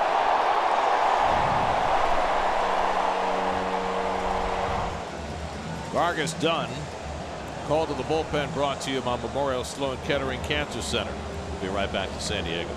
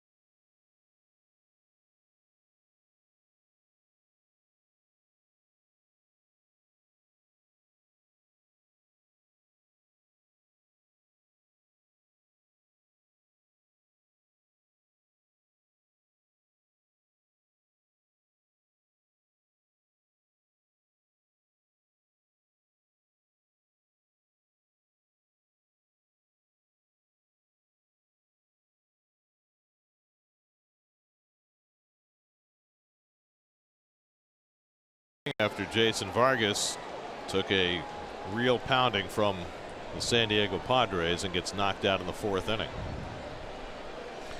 Well, there's our Seth's numbers, and I'm sure Seth will probably hit for himself. He leads off. He's 3rd in the order, and this is one of the things that is come back to the game. Long relief. You don't have to go an inning at a time with and bury your bullpen in a game like this. You got guys that can come in, the Mets, that can eat innings. You don't want too many games like this, though, but they do happen in the course of 162. Vargas goes 3 2/3, allows 9 runs, 9 hits, 3 walks, 5 strikeouts, 2 home runs, 84 pitches. Lugo gets up in the count on Galvis 1-2. Seth pitched in St. Louis the last game there, the 13-inning loss. He got the 9th in that game and got himself into and out of trouble.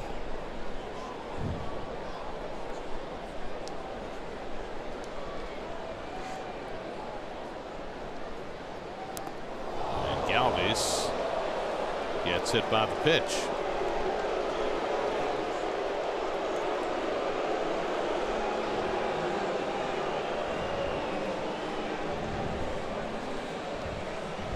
Lugo hit a batter in his last outing, hits another one on the elbow.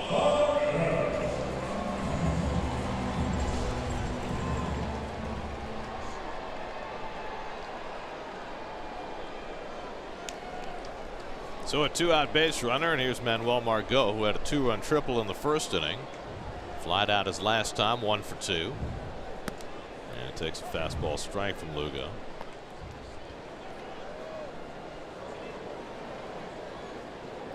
We have talked about it quite often in the early portion of this season, even with the Mets off to this great start at 16-8, sitting in 1st place. That the rotation, once you get past Syndergaard and DeGrom, is a very iffy proposition. And the Mets were hoping that Jason Vargas's return would stabilize things, and at least for the first start, it did not. Well, it's only one start.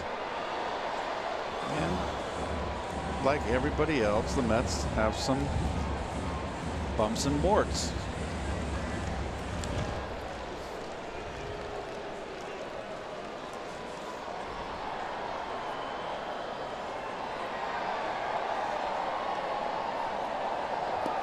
Curveball strikes him out, but the ball gets away from Lobaton, and Margot will reach first base safely.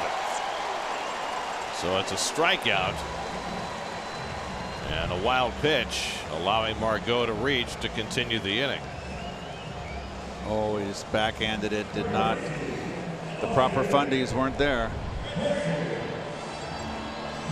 So this nightmarish game for the Mets turns into a prolonged inning as Lugo has come in, hit a batter, and then thrown a wild pitch on a strikeout. Not getting much help from Lobaton.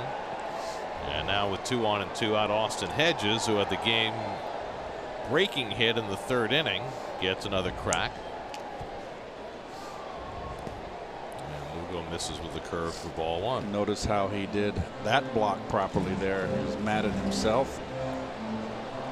Lobaton.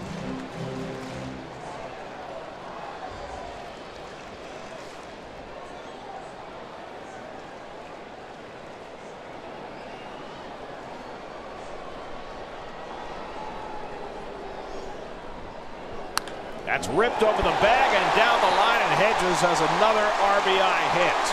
Galvis is in. Margot being waved home. He'll score without a throw. A 4 RBI night for Austin Hedges. A 2-run double to make it 11-0 San Diego. This is just awful. Well, it just turned into one of those games, Garrett. Hanging breaking ball. He wants a little cutter and just stays right there flat. Hedges, who did not look good last night at all, but today is another day and another game, and he's had a big night. So for a San Diego team that by many measures is the worst offensive team in baseball, 4 runs in the 1st, 2 runs in the 3rd, now 5 runs home in the fourth. And now Joey Lucchesi gets his third turn at bat. Up with the pitcher bat 3 times in the first 4 innings.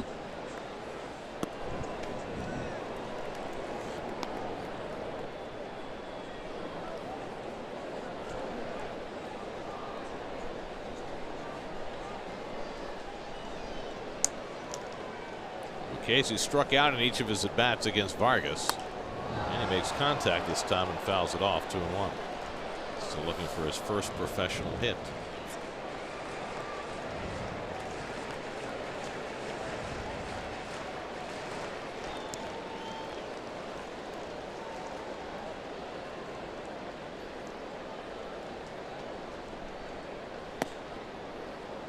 And there's strike 2 and 2.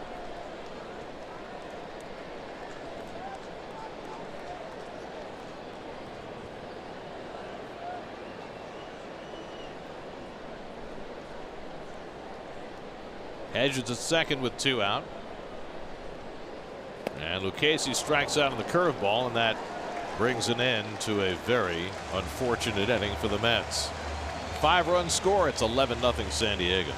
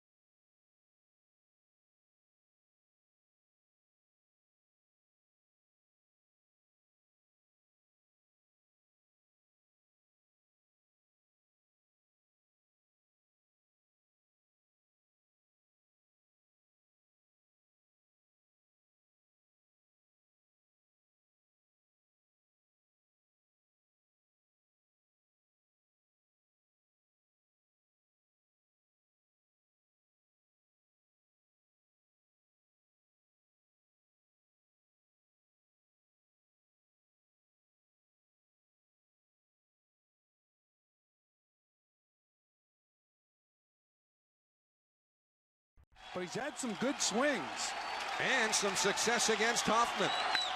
Fly ball, deep right field. This baby's over. Mets win. Mets win. Mike Piazza with a home run off of Trevor Hoffman. How about that for excitement? Listen to Shea Stadium.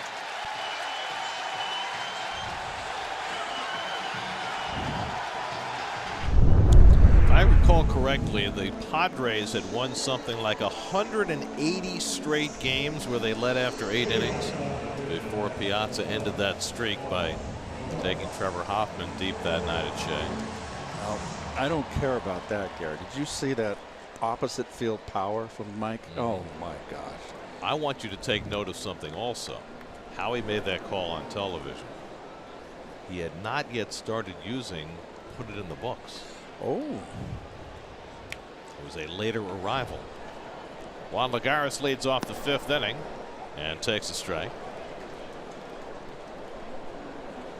You know, sometimes you go back in history and you find out things that you didn't necessarily remember.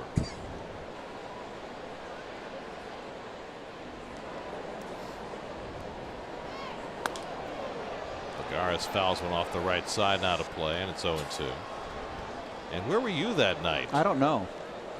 There's Howie and Josh. Howie, there's a ball game going on. Howie looks like he's dressed for a snowstorm. They look like those two. They look like they really enjoy working together, don't they? Look at them.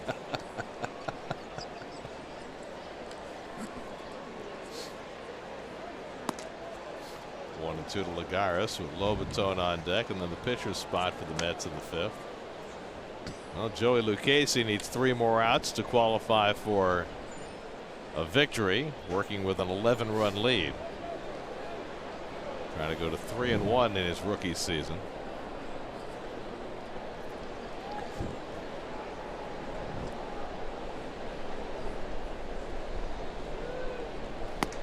And he strikes out Lagares with a high curve. I still have trouble saying that word. It is a tough word to say. Well, it's just it's so much not in the lexicon, but it certainly is representative of the pitch that he throws. Change curve hybrid. There's Lobaton, who grounded to short his first time up. Where's our sideline guy, Mr. Gelbs? Where is he? Well, you would think in an 11-0 game he'd be doing all the work right now. If he's up there in that roof over there in the Western Metal Supply Company, I'm going to be head hot. Oh, he was hiding behind the cameraman. He's listening to the broadcast too. I know that. He's got a very interesting grin on his face. Looks like he's been guffawing. Right back to Lucchesi. And he fires a strike to get Lobaton 2 out.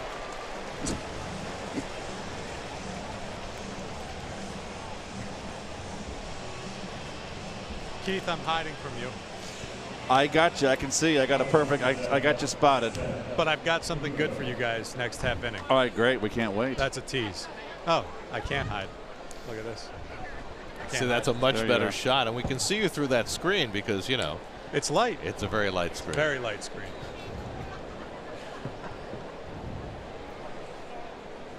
Lugo taking the turn at bat, and he takes a strike.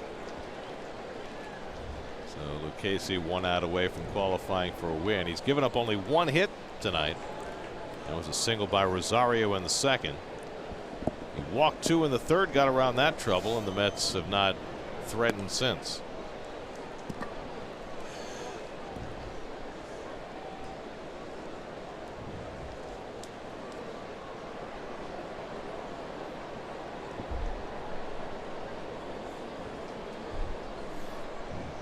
Lugo's first plate appearance of the season. And he comes up empty on the fastball, 1-2.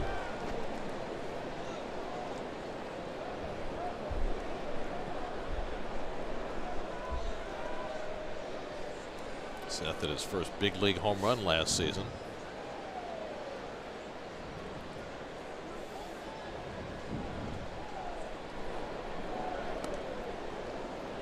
Takes the curve outside. See how it's falling effortlessly off the tongue? Much better than the word effortlessly. That's easy for you to say. Yeah, exactly.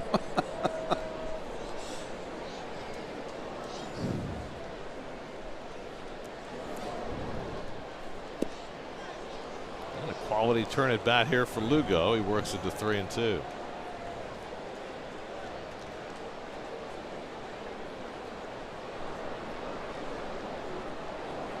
The hat representative of the product he's vending. Very nice. 3-2 coming. And Lugo takes strike 3 called. Inning over. 6 strikeouts for Lucchesi. He's retired 8 in a row. It's a cruise tonight for the San Diego Padres. We're halfway through. It's 11-0.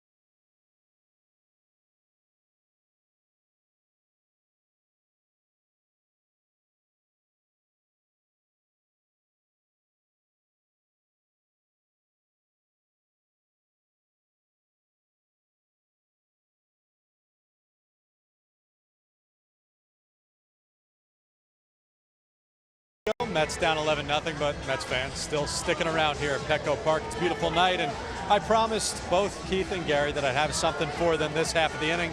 So here it is. Seth Lugo pitching right now. He's gotten off to a really nice start this season, and one thing he tried to work on in the offseason was his focus. He said too often last year he'd lose focus for a pitch or two, and that would be what ended up hurting him. But how do you work on focusing on your pitches in the offseason? Well, what he decided to do was play a lot of golf. In Seth Lugo's mind, it was the closest equivalent, because if you lose focus while you're taking a stroke in golf, you'll slice it into the woods. So Lugo played and tried his hardest to focus on each and every stroke. He ended up actually cutting down his handicap by 10 strokes. He said he went from shooting in the mid-90s to the mid-80s. That's my report for you, boys. I hope you enjoyed it. I did. This pitcher's always got to play golf. Just the pitchers? Everyday player can't go out and play 18. Can't go play 9, Gare. You're playing 155 games. Can't leave it on the fairway. You got to leave it out here between the white lines. You never played golf as a player? No, I never laid out in the pool, on the road or at home during the season. Didn't want the sun drains your strength. We get paid to play out here, not get tan or you know, hit in the mid 80s. I hope you didn't consider it a real hardship to have to give up those pursuits. Well, I never golfed anyway. I golfed when I retired for around 5 years and gave it up. Oh, that's Torrey Pines. That's just up the road north here, folks. Just a little bit north of La Jolla, I believe. Some concern for Will Myers being attended to by the trainer. Myers has already spent some time on the disabled list this year, and there's no way they're going to leave him in this game with any kind of issue. It's 11-0. They're going to take him out. See him kind of holding his left side there.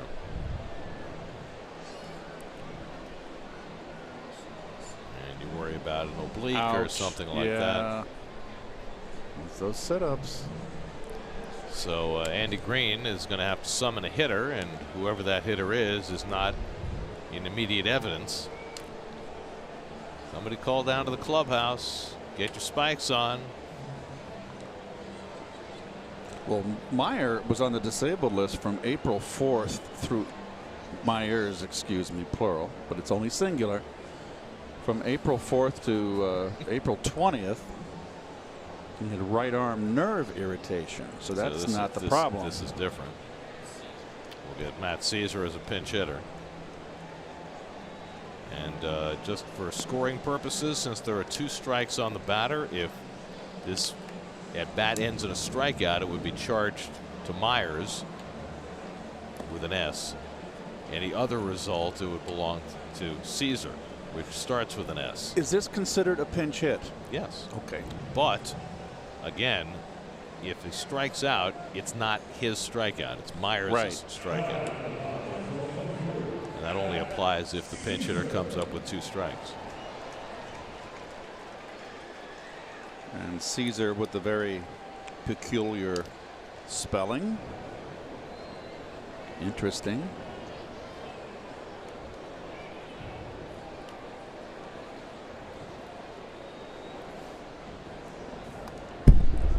Gets a piece of it. There it is. Who was the catcher that they called eye chart? That was Doug Goosh. And Gwodsz. Yes. He played for San Diego. Yep. So they can find them. Why do they always get those muddled spellings? Padres box score brought to you by your Tri-Honda dealer, and that's chock full of numbers, isn't it? Austin Hedges with 4 RBIs. Home runs for Christian Villanueva and Franchi Cordero. Big night for the Padres. Tight to Caesar, and it's 2-2. Lugo came on to finish off the 4th, and it was an effort. Hit a batter, threw a wild pitch, 2-run double.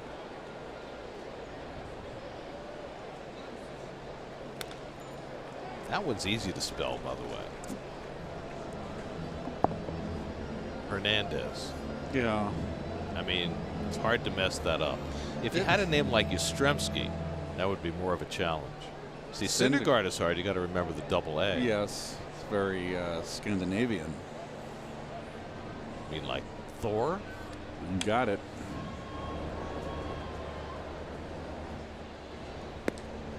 Well, Caesar doing quite a job here, inheriting a 1-2 count, and he's fouled off a few and worked the count full.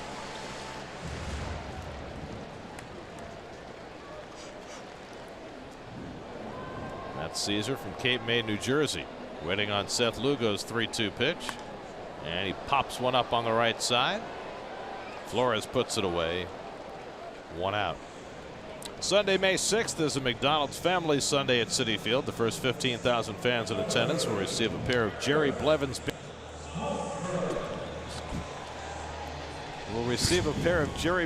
baseball socks courtesy of Gulf Oil. Purchase tickets at Mets.com/Family Sundays. I just want you all to know. Oh my gosh. What just happened? You noticed that all of a sudden my mic went dead? Well, this is my mic, and it's attached to this box right here, which has a red cough switch. This is my box. Right. Well, Keith decided that he needed to cough. I had a. So because he's left-handed, I hit Gary's cough button. He used his left hand to press the wrong cough switch. That's this one over here, my box. Your box is over here. Well, that's not as egregious as what happened last night. I don't know, what digit you used to press the cough button.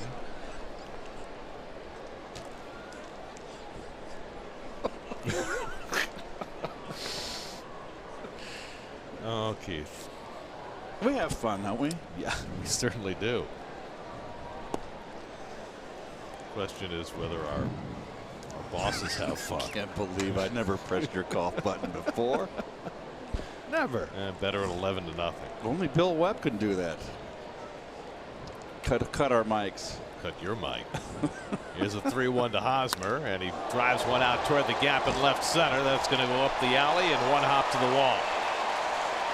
And Hosmer cruises into second base with a 1-out double, his second hit of the night. Looks like Hosmer is starting to get into a groove, off to a sluggish start with his new ball club and new contract. Going right with that ball beautifully into the opposite field gap.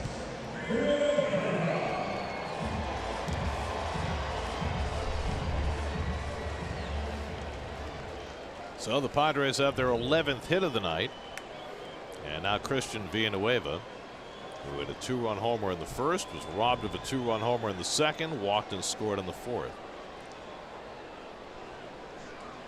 When Villanueva homered his first time up tonight, it was his 12th career home run, coming in his 99th career at bat. There's only one other active player who's hit 12 home runs in his first 100 at bats, and that's the Phillies' Rhys Hoskins.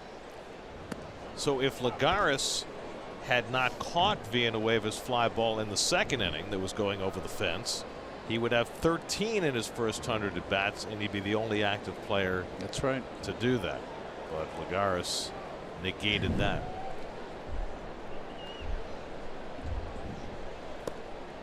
Curveball off the plate from Lugo, 2-1.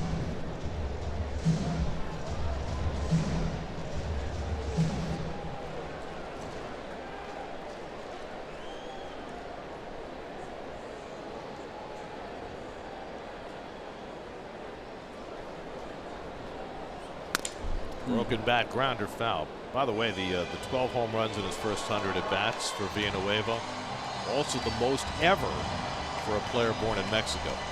Okay. Villanueva going back for a new bat. That boy's supposed to have one ready for him, but apparently he's looking for something different.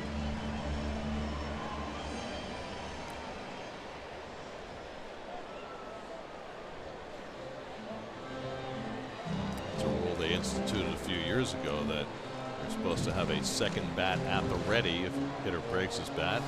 In an effort to speed up the game, there's so many little things they've instituted over the years, or in an attempt to shorten the length of games. This one was apparently deinstituted for the moment. Hosmer at second with 1 out. 2-2 to Villanueva with Jose Pirela on deck. And that's on the inside corner. Strike 3 called. So Lugo strikes out Villanueva. That's his 3rd strikeout. 2 out in the inning. Well, can't tell you how important it is. 2 strikes. A hitter's protecting the plate. Where is he most vulnerable? Right there. Beautiful pitch. Tip your hat if you're the hitter. So 2 out. Hosmer is still at second, and now Pirela, who has reached base 3 times and scored all 3. 2 singles, a walk, a stolen base.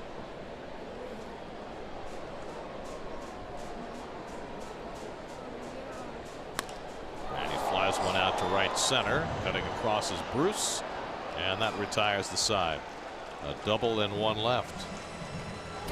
Sometimes you just reach for the wrong cough button. Sheepish. He's looking sheepish. It's not the Keith I know. You look exasperated.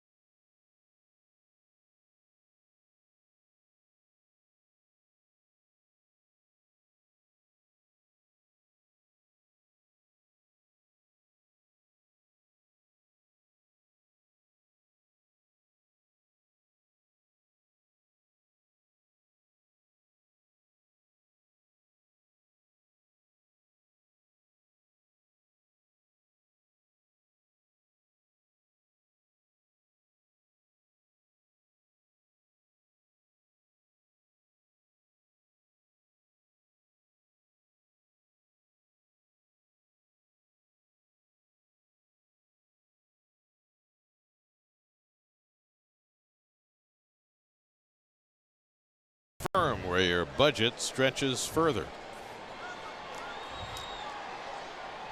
As Dribble Cabrera leads off in the 6th inning against Joey Lucchesi, who's allowed just 1 hit over the first 5.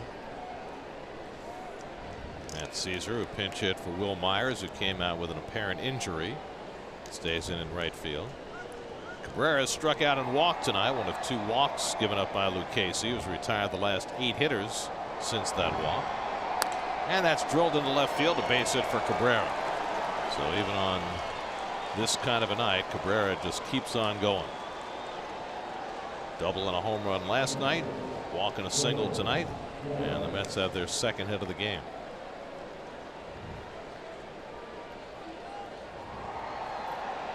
One a day keeps the doctor away. Now Wilmer Flores, who's flied out and hit a liner off the pitcher's glove that resulted in a fielder's choice in the 3rd.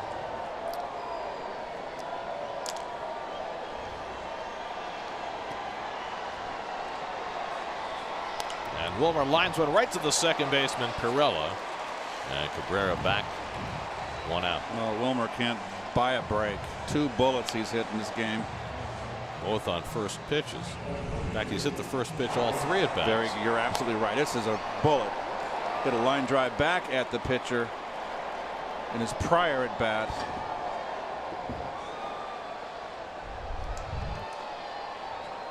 So 1 out and 1 on. Now Cespedes has been up twice and struck out both times. Cespedes won a couple of days without a strikeout, but 2 today gives him 43 for the year in his first 100 at bats. That's in-game box score brought to you by your Tri-Honda dealer. Not a whole lot to show on this side of the ledger. Singles for Rosario and Cabrera, and that's it against the rookie left-hander Joey Lucchesi, who's living large with an 11-0 lead.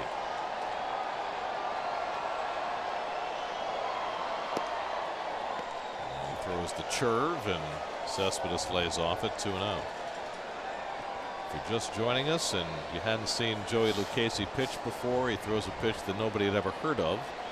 A combination hybrid changeup curveball that he calls a churve. Very good description with the word hybrid, Gary. Perfectly described. And he gets good gas mileage too. Fouled off the right side, and Hosmer chases it, but it's beyond the screen and out of play. If you're just joining us, this is the grip. There it is, folks. You can figure it out. You figure that out. That is extraordinary.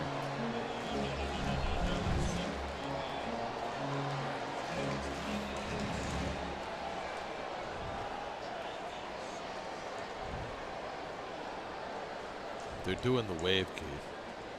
I didn't even notice. Southern California 11-0 game Saturday night. Of course they're doing the wave. Cespedes tees one off deep left center field. Back at the wall, and it's out of here. Yoenis Cespedes gets the Mets on the board with his 6th home run of the year.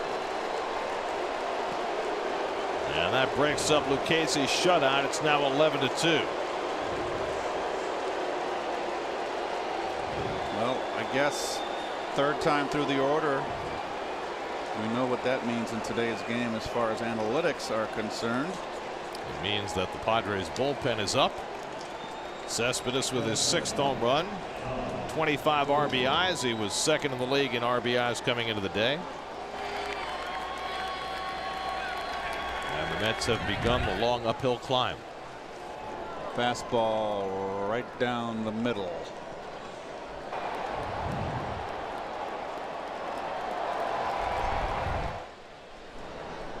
Now Todd Frazier.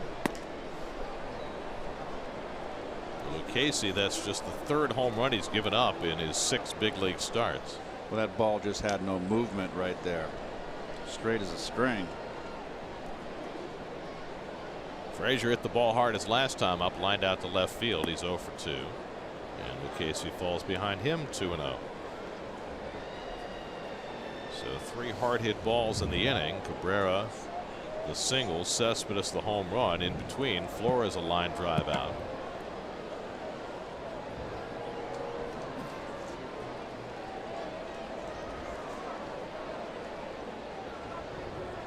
And Frazier pops one up. Hedges coming back, hoping for a play, and has room to make the catch. 2 out.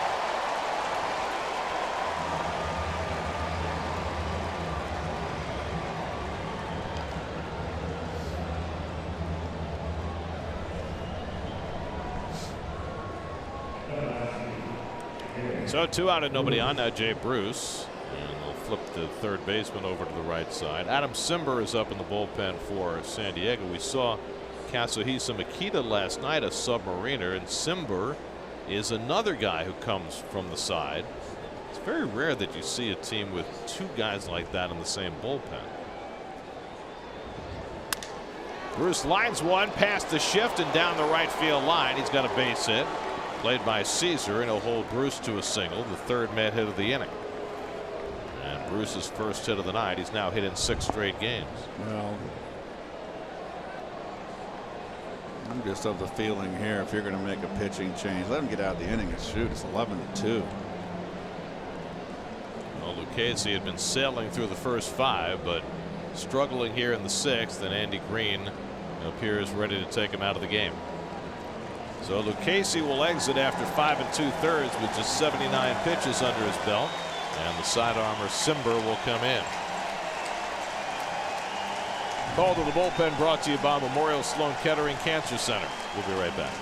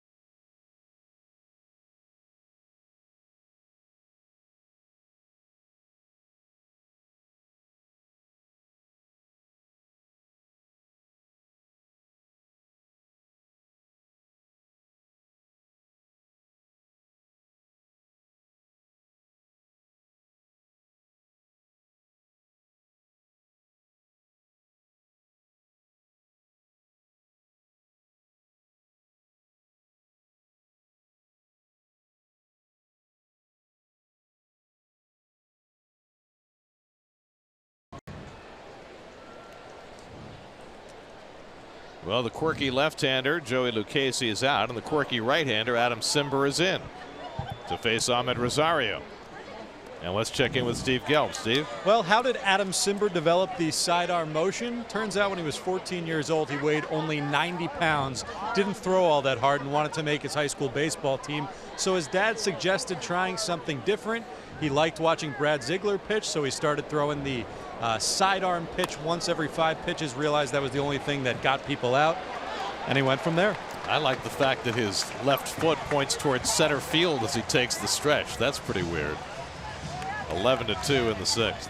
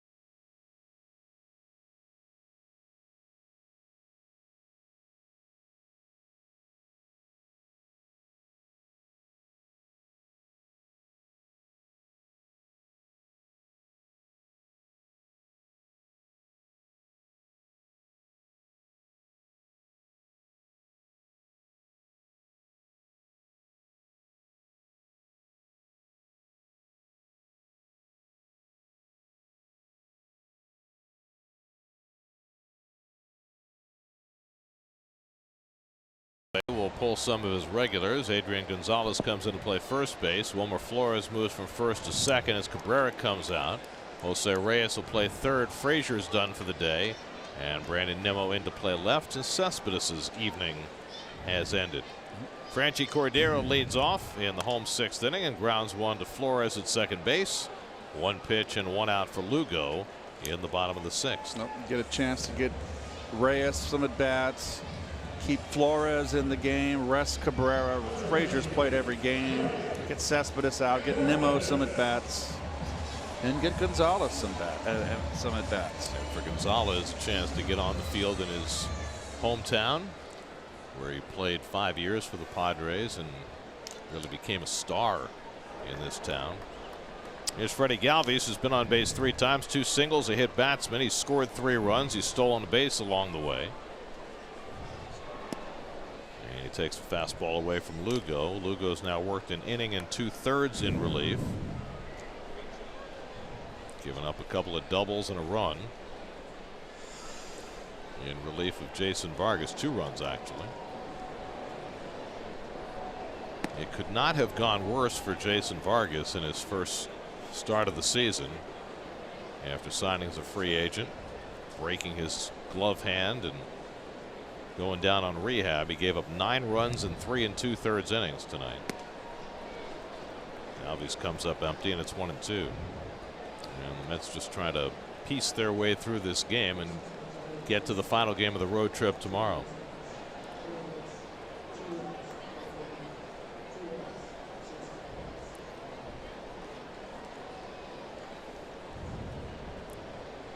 One and 2 to Galvis. And he struck him out. Fastball from Lugo to get Galvis for his 4th strikeout. Mets Health Report brought to you by Infinity and Power the Drive. None of that comes as any surprise to you. Kevin Pilecki still has not gripped a bat or caught a ball yet. He's still doing rehab on that catching hand. So he's still multiple weeks away. Really the only guy on that list who is close to coming back. Anthony Swarzak also has not really made much progress coming back from that oblique injury. And the Mets could certainly use Swarzak in that bullpen. He was a big part of their plan this year.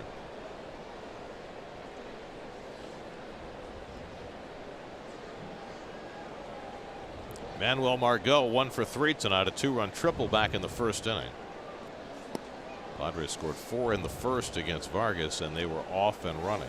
2 more in the third and 5 in the fourth. Yeah, this game got out of hand quick.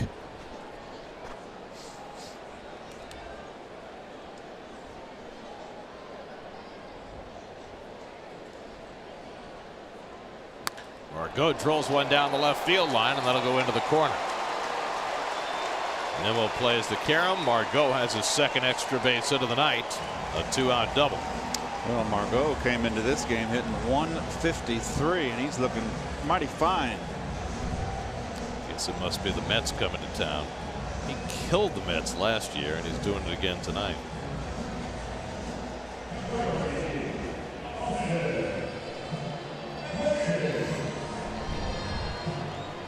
Margot aboard with a 2-out double, and now a chance for Austin Hedges to build on his big night. He's already driven in 4 runs with a single and a double.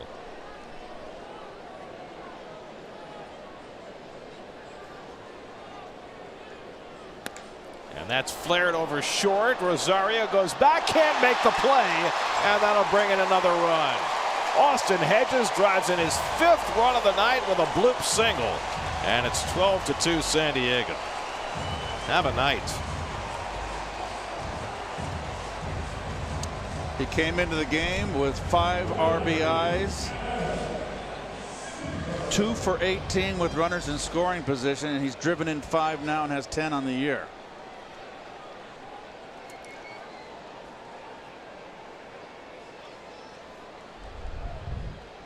Now Adam Simber will take a turn at bat. Somehow Simber's already had 3 at bats this season, which is pretty rare for a relief pitcher. Here's something you might not know. Adam Simber, the first player in Major League history to wear number 90. Okay. I don't know why he wears number 90. We'll have to do more research on that. Maybe Steve knows from his chat with Adam. But he looks more like a defensive lineman than a pitcher with that number. Doesn't quite have the build of a defensive lineman, though. No, he does not. Looks more like the stork, Ted Hendricks. You have anything on this, Steve? Gary, I have nothing. Thanks for contributing, Steve. We You got appreciate it. Anytime. Go back to your fish taco. 1-2 to Simber, and Lugo strikes him out to end the inning. 5 strikeouts in relief for Lugo, 10 for Met pitching, and that's about the only good news. 11-2 after 6.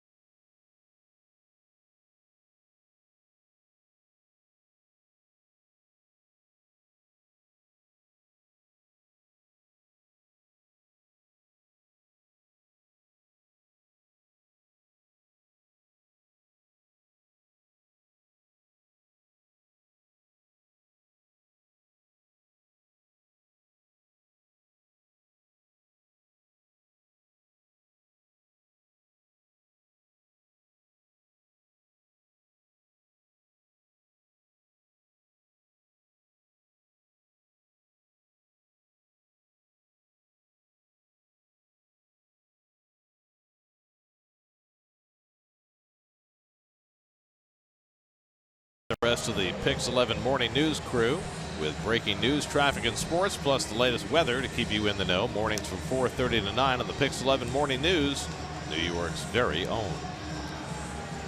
It's upcoming schedule brought to you by Land Rover, Above and Beyond. Final game of this road trip tomorrow afternoon. Back here on Pix 11. And then the Mets are home for 6. 3 with the Braves, 3 with the Rockies starting on Tuesday night.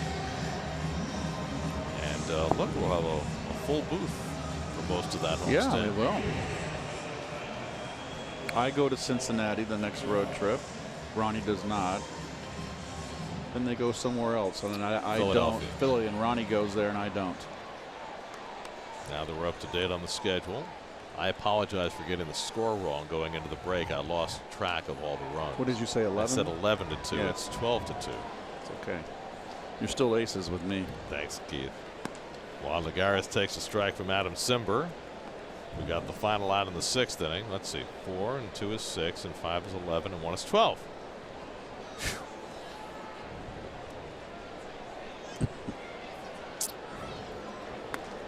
Lagares pops one up. Hosmer comes in to get it. 1 out. So Juan is now 0 for 3.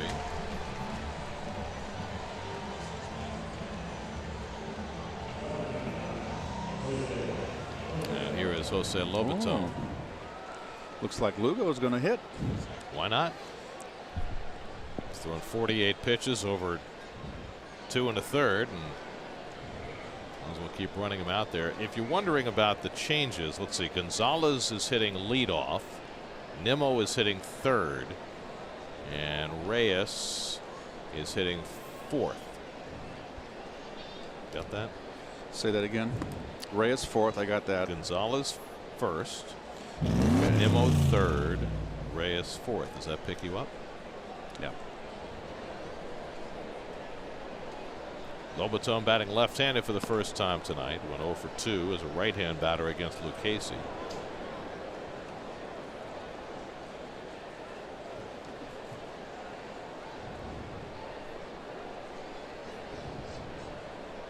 Yeah, look at that foot. I've never seen anything like that before. There's been some weird things going on in this game. A lot of peculiarities. That is bizarre. Look at his stride. I mean, I can only imagine that it helps keep him from flying open, right? If you turn your foot exaggeratedly like that. Just hope you don't catch your spike. You don't break your ankle. 3 and 2 to Lobaton.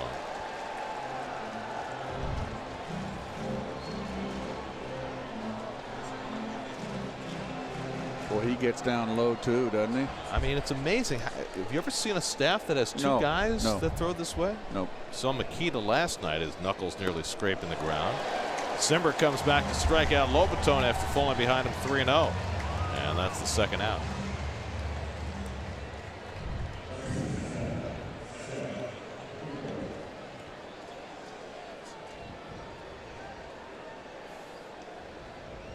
So 2 out and nobody on. Now Lugo up for the 2nd time.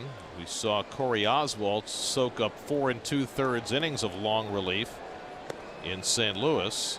And perhaps Lugo headed for a similar kind of an outing tonight. He's already gone 2 1/3 and taken the turn at bat here to continue his tenure in the game. And he grounds one right at Perella. Simber has himself a 1-2-3 top of the 7th.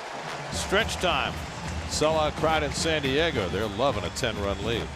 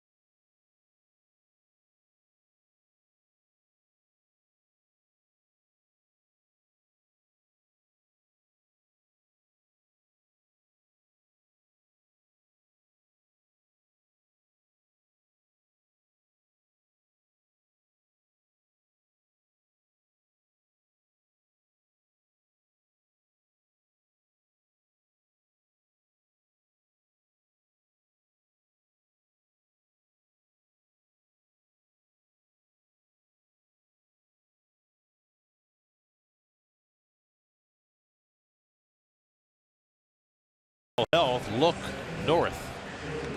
Line score brought to you by your local Tri-State Volkswagen dealers. Padres have scored early and often.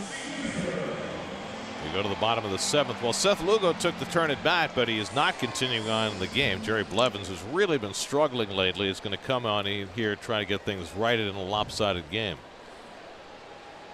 Yesterday he was very fortunate. He gave up a fly ball that appeared as though it was going to be an extra base hit against the only batter he faced, Eric Hosmer, but Michael Conforto bailed him out with a nice play at the fence.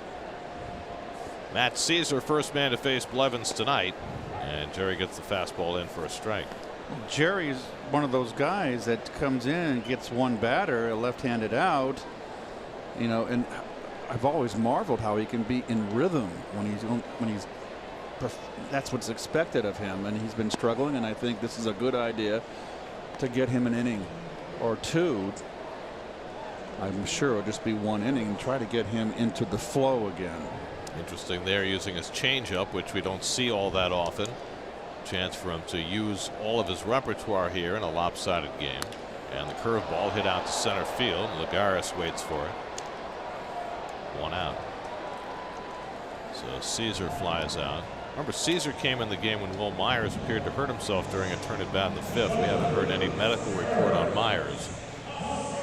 And obviously that's of concern to the Padres. He's one of the linchpins of their attack. Eric Hosmer's had a good night, on base 3 times, single, walk, double. The only time he was retired, it was on a fine play by Cabrera to throw him out.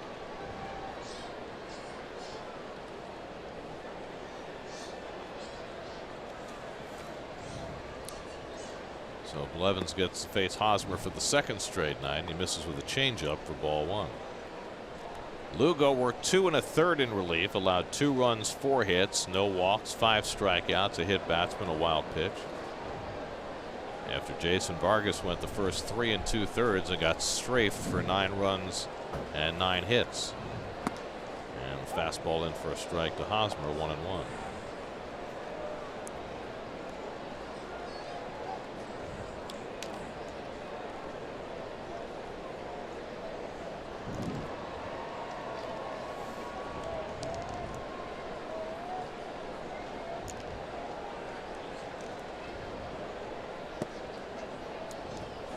Changing of the guard in the NL Central tonight. The Pirates beat the Cardinals.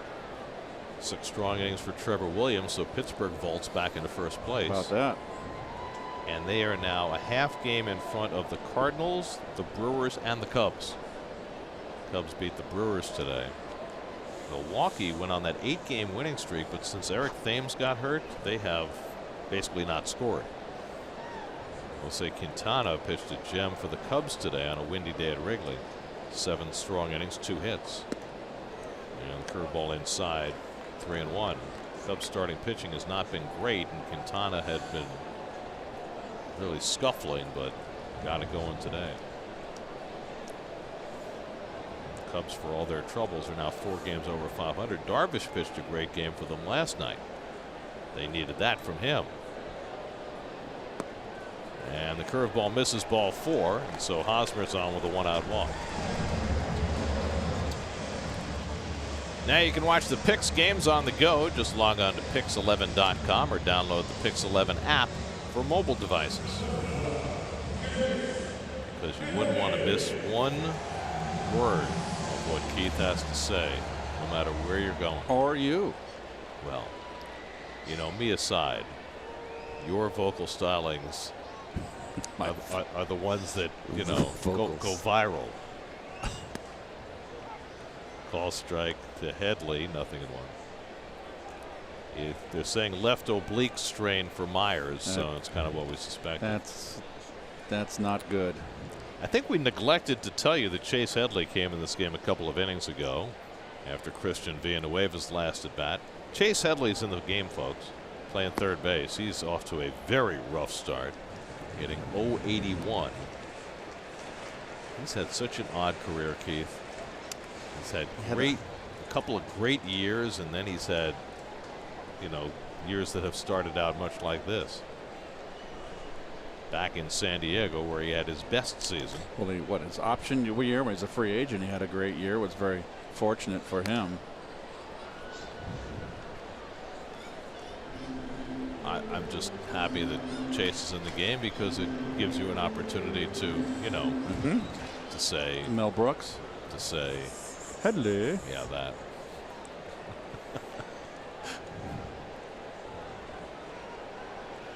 Heady. Headley Lamar. 1-2 coming, and he pops it up foul. Lobaton gives a look, but it's back in the crowd.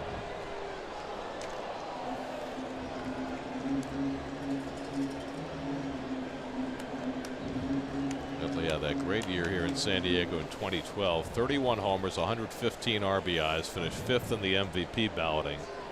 But he's never done anything like that since then. Last year with the Yankees, 273, 12 homers, 61 driven in. And now back where it all began for him in San Diego. 1-2 from Blevins, and the curveball low and in. 2-2.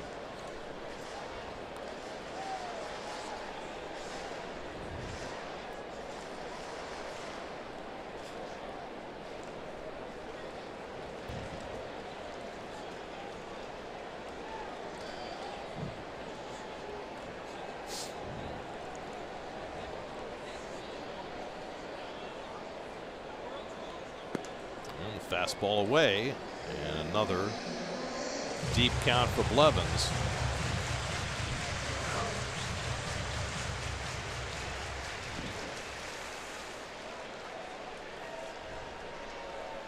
Hosmer at first and 1 out. Gonzalez playing behind him.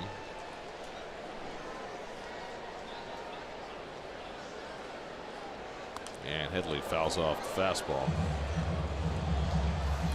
Well, our next Picks telecast is tomorrow when the Mets and Padres wrap up this series. Coverage begins at 3:30 tomorrow with Spectrum Picks pregame right here on Picks 11.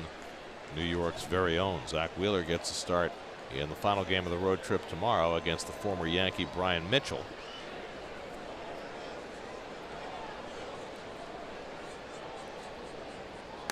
Headley drives one to right center field. Bruce back in the gap to reel it in. And Hosmer back to first. So Headley hit it hard, but that's the second out.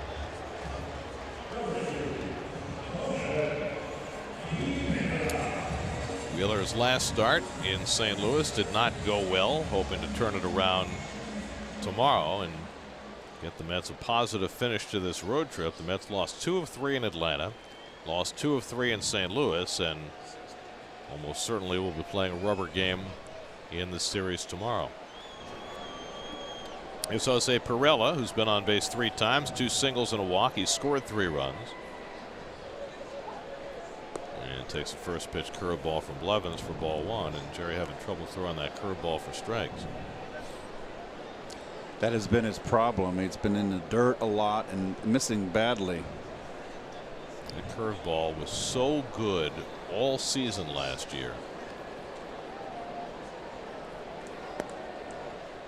Fastball off the plate, and it's 2-0.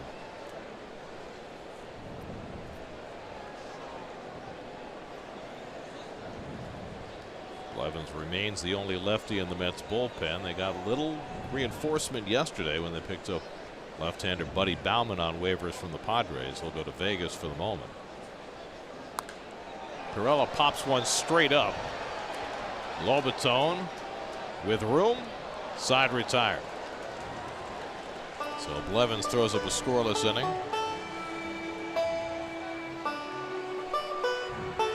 Nice. And the kid winds up with the ball. Nicely done.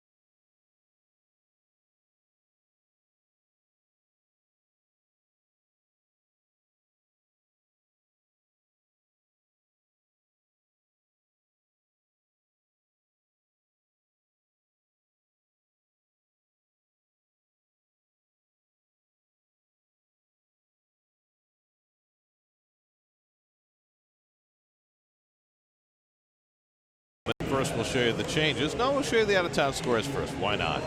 We mentioned Jose Quintana pitching his best game of the year so far for the Cubs. The highlight in that first Dodger-Giant game, first game of a doubleheader, was Pablo Sandoval working a 1-2-3 inning and getting a better than average spin rate on his curveball. Diamondbacks beat the Nationals in 10 on a bases loaded walk. Braves beat the Phillies to even up that series behind Mike Fultonevich. Now the changes. Jose Perella moves from second to first. Carlos Azuaje will play second. And the new pitcher is left-hander Robbie Erlin.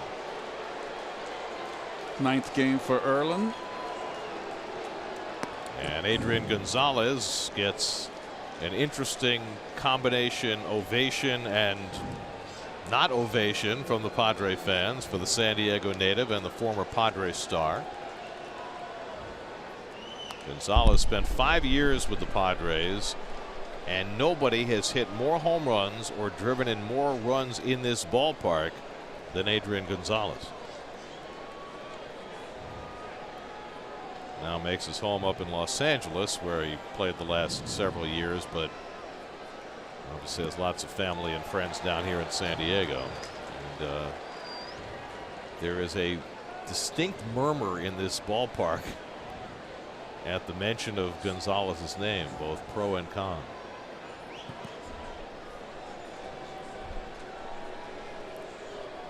One and two to Adrian, and he bounces one foul. These have not been easy times for Adrian Gonzalez. Just one hit in his last 16 at bats. His manager continues to talk about his hard hit ball rate and the fact that his swings have been better than his average, but at the same time, Mets are readying for Jay Bruce to start playing some games at first base. And that obviously would cut it to Gonzalez's playing time. Wilmer Flores on deck, then Brandon Nimmo for the Mets in the 8th.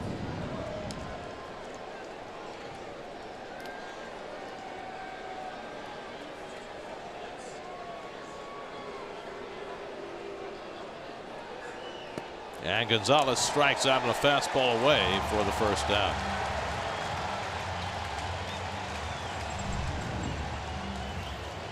He just chased a bad ball here.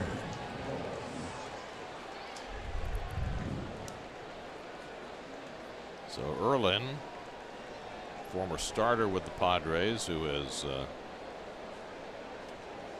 never quite clicked the way they had hoped, has the first out. And now Wilmer Flores hits a hot shot out to Galvis, and he throws him out, 2 away. That's 4 at bats for Flores, and 4 at bats he's hit the first pitch. He's hitting tough luck, and 4 bullets he's hit, and nothing to show for it. And Wilmer now 0 for his last 15. So now Brandon Nimmo able to smile in a 12-2 game because, you know, he smiles 24/7. He does. And that's a good quality. I wish I had that. He's up for the first time tonight after coming on for Cespedes in left field. Well, you've been known to flash a grin every now and again. I like to smile, but not as much as Brandon. Not as naturally as Nimmo. He's very ebullient. You know, there are very few people who are able to smile 24/7. Well, he's not. Even his frown looks like a smile. It does. There you go, the quintessential Nimmo look.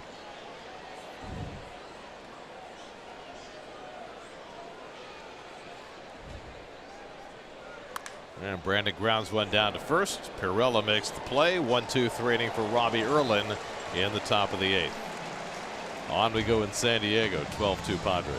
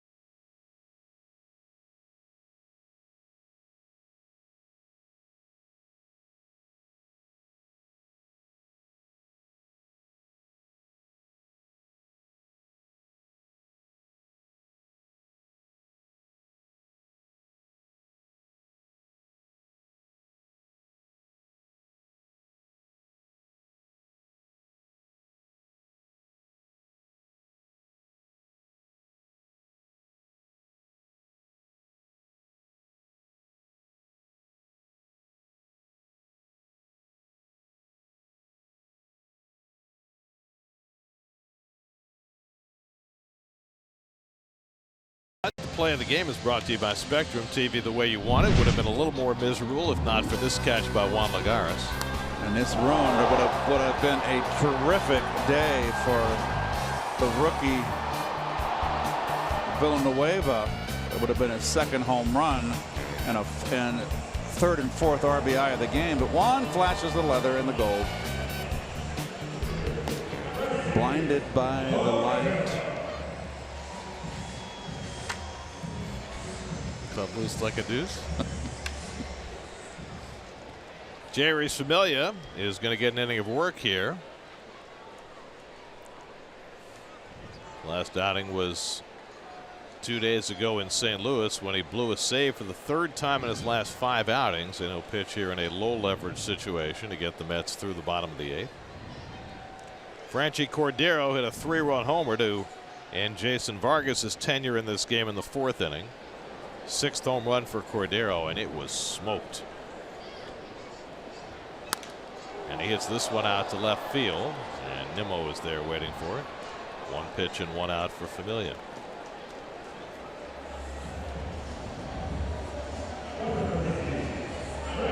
Franchi Cordero has hit some of the hardest balls in the sport this year, and the one he hit tonight, they clocked at 116.9 miles an hour, which is some serious exit velo.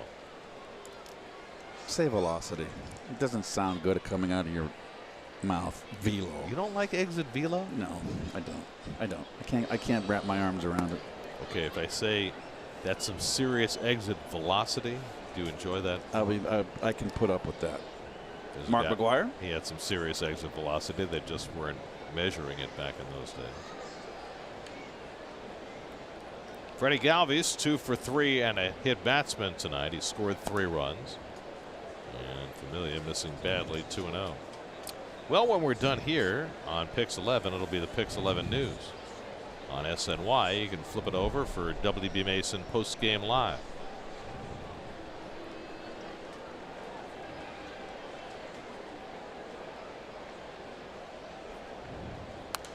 Galvis fouls one back, 2-1. Nice grab by a fan just to our left. Always pays to bring your glove.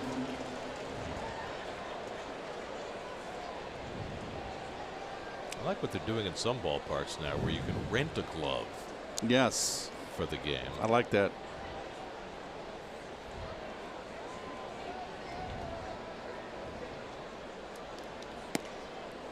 Two and two. Try out all the new models.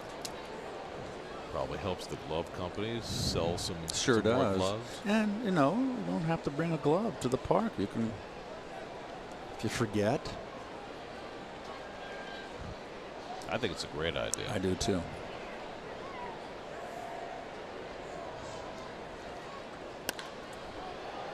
Gonzalez handles the grounder. Familia covers. 3-1 put out, 2 out.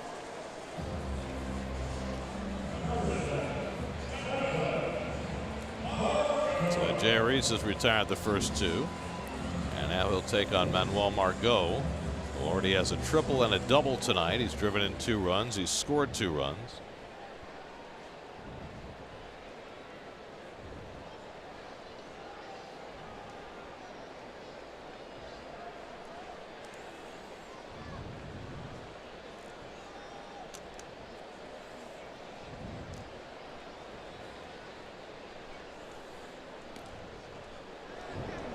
That ball had so much movement. Oh! Oh! And 2 baseballs arrived at the same time. A little mix-up between Lobaton and the home plate umpire Marty Foster, and Familia didn't know which way to turn. Never seen that. I've never seen that. Look out, duck! Oh my goodness! These 12-2 blowouts. Fortunately, nobody got hurt.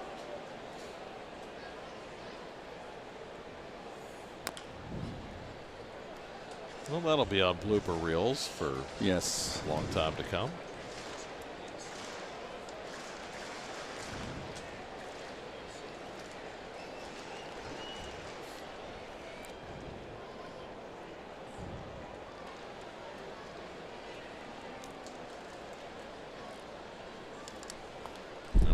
fouls off a high slider, and it's 1-2.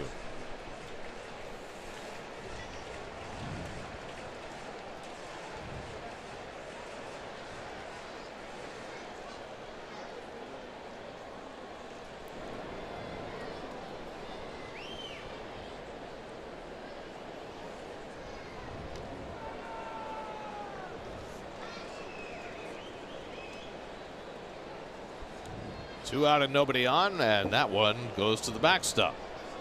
It almost hit the mechanical bull.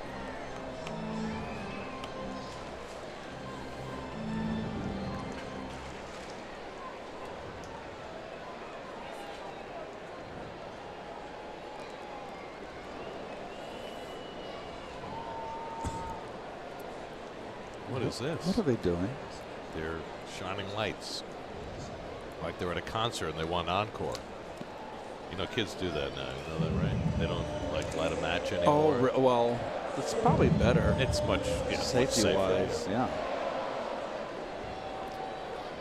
I have to tell you though, I was stunned the first time I saw that. I haven't been to a concert in a while. I went with my daughter. Probably about 10, 12 years ago. I got to check the. Shallow center. Lagares coming on, and he makes the catch to retire Margot. 1-2-3 inning for Familia, who had to dodge and weave. Incoming. Whoa,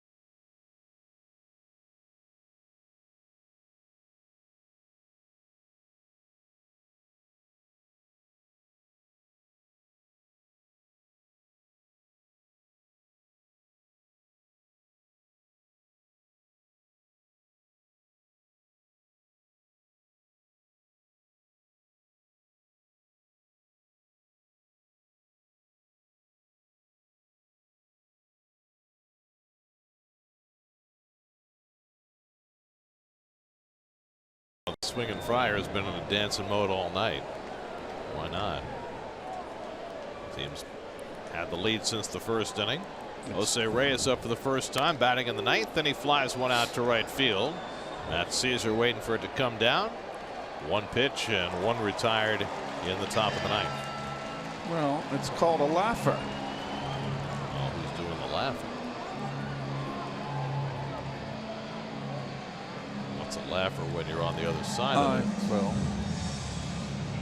you got to take the good with the bad.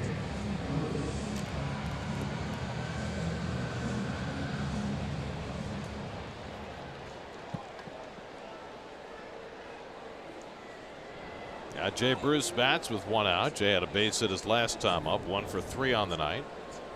And he's got things going in the right direction now. He's hitting 6 straight games after a rough start to his season.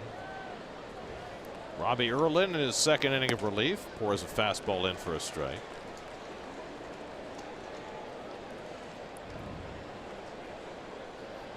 Twelve runs against the Mets tonight, equal the most they've allowed this year. 13 hits they've allowed, equals the most they've allowed this year.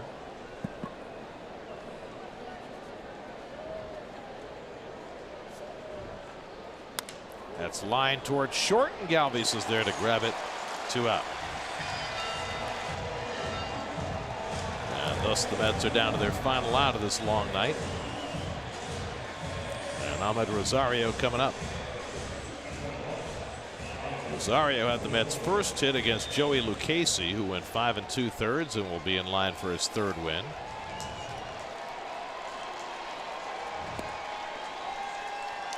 Zach Wheeler for the Mets tomorrow against Brian Mitchell in the final game of this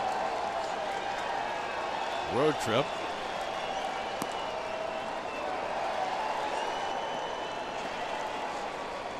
Mets were scheduled for 10 games on the trip. It'll end up being 9 with a rain out in Atlanta. They'll be 3 and 5 after the game tonight. And now they're down to their final strike.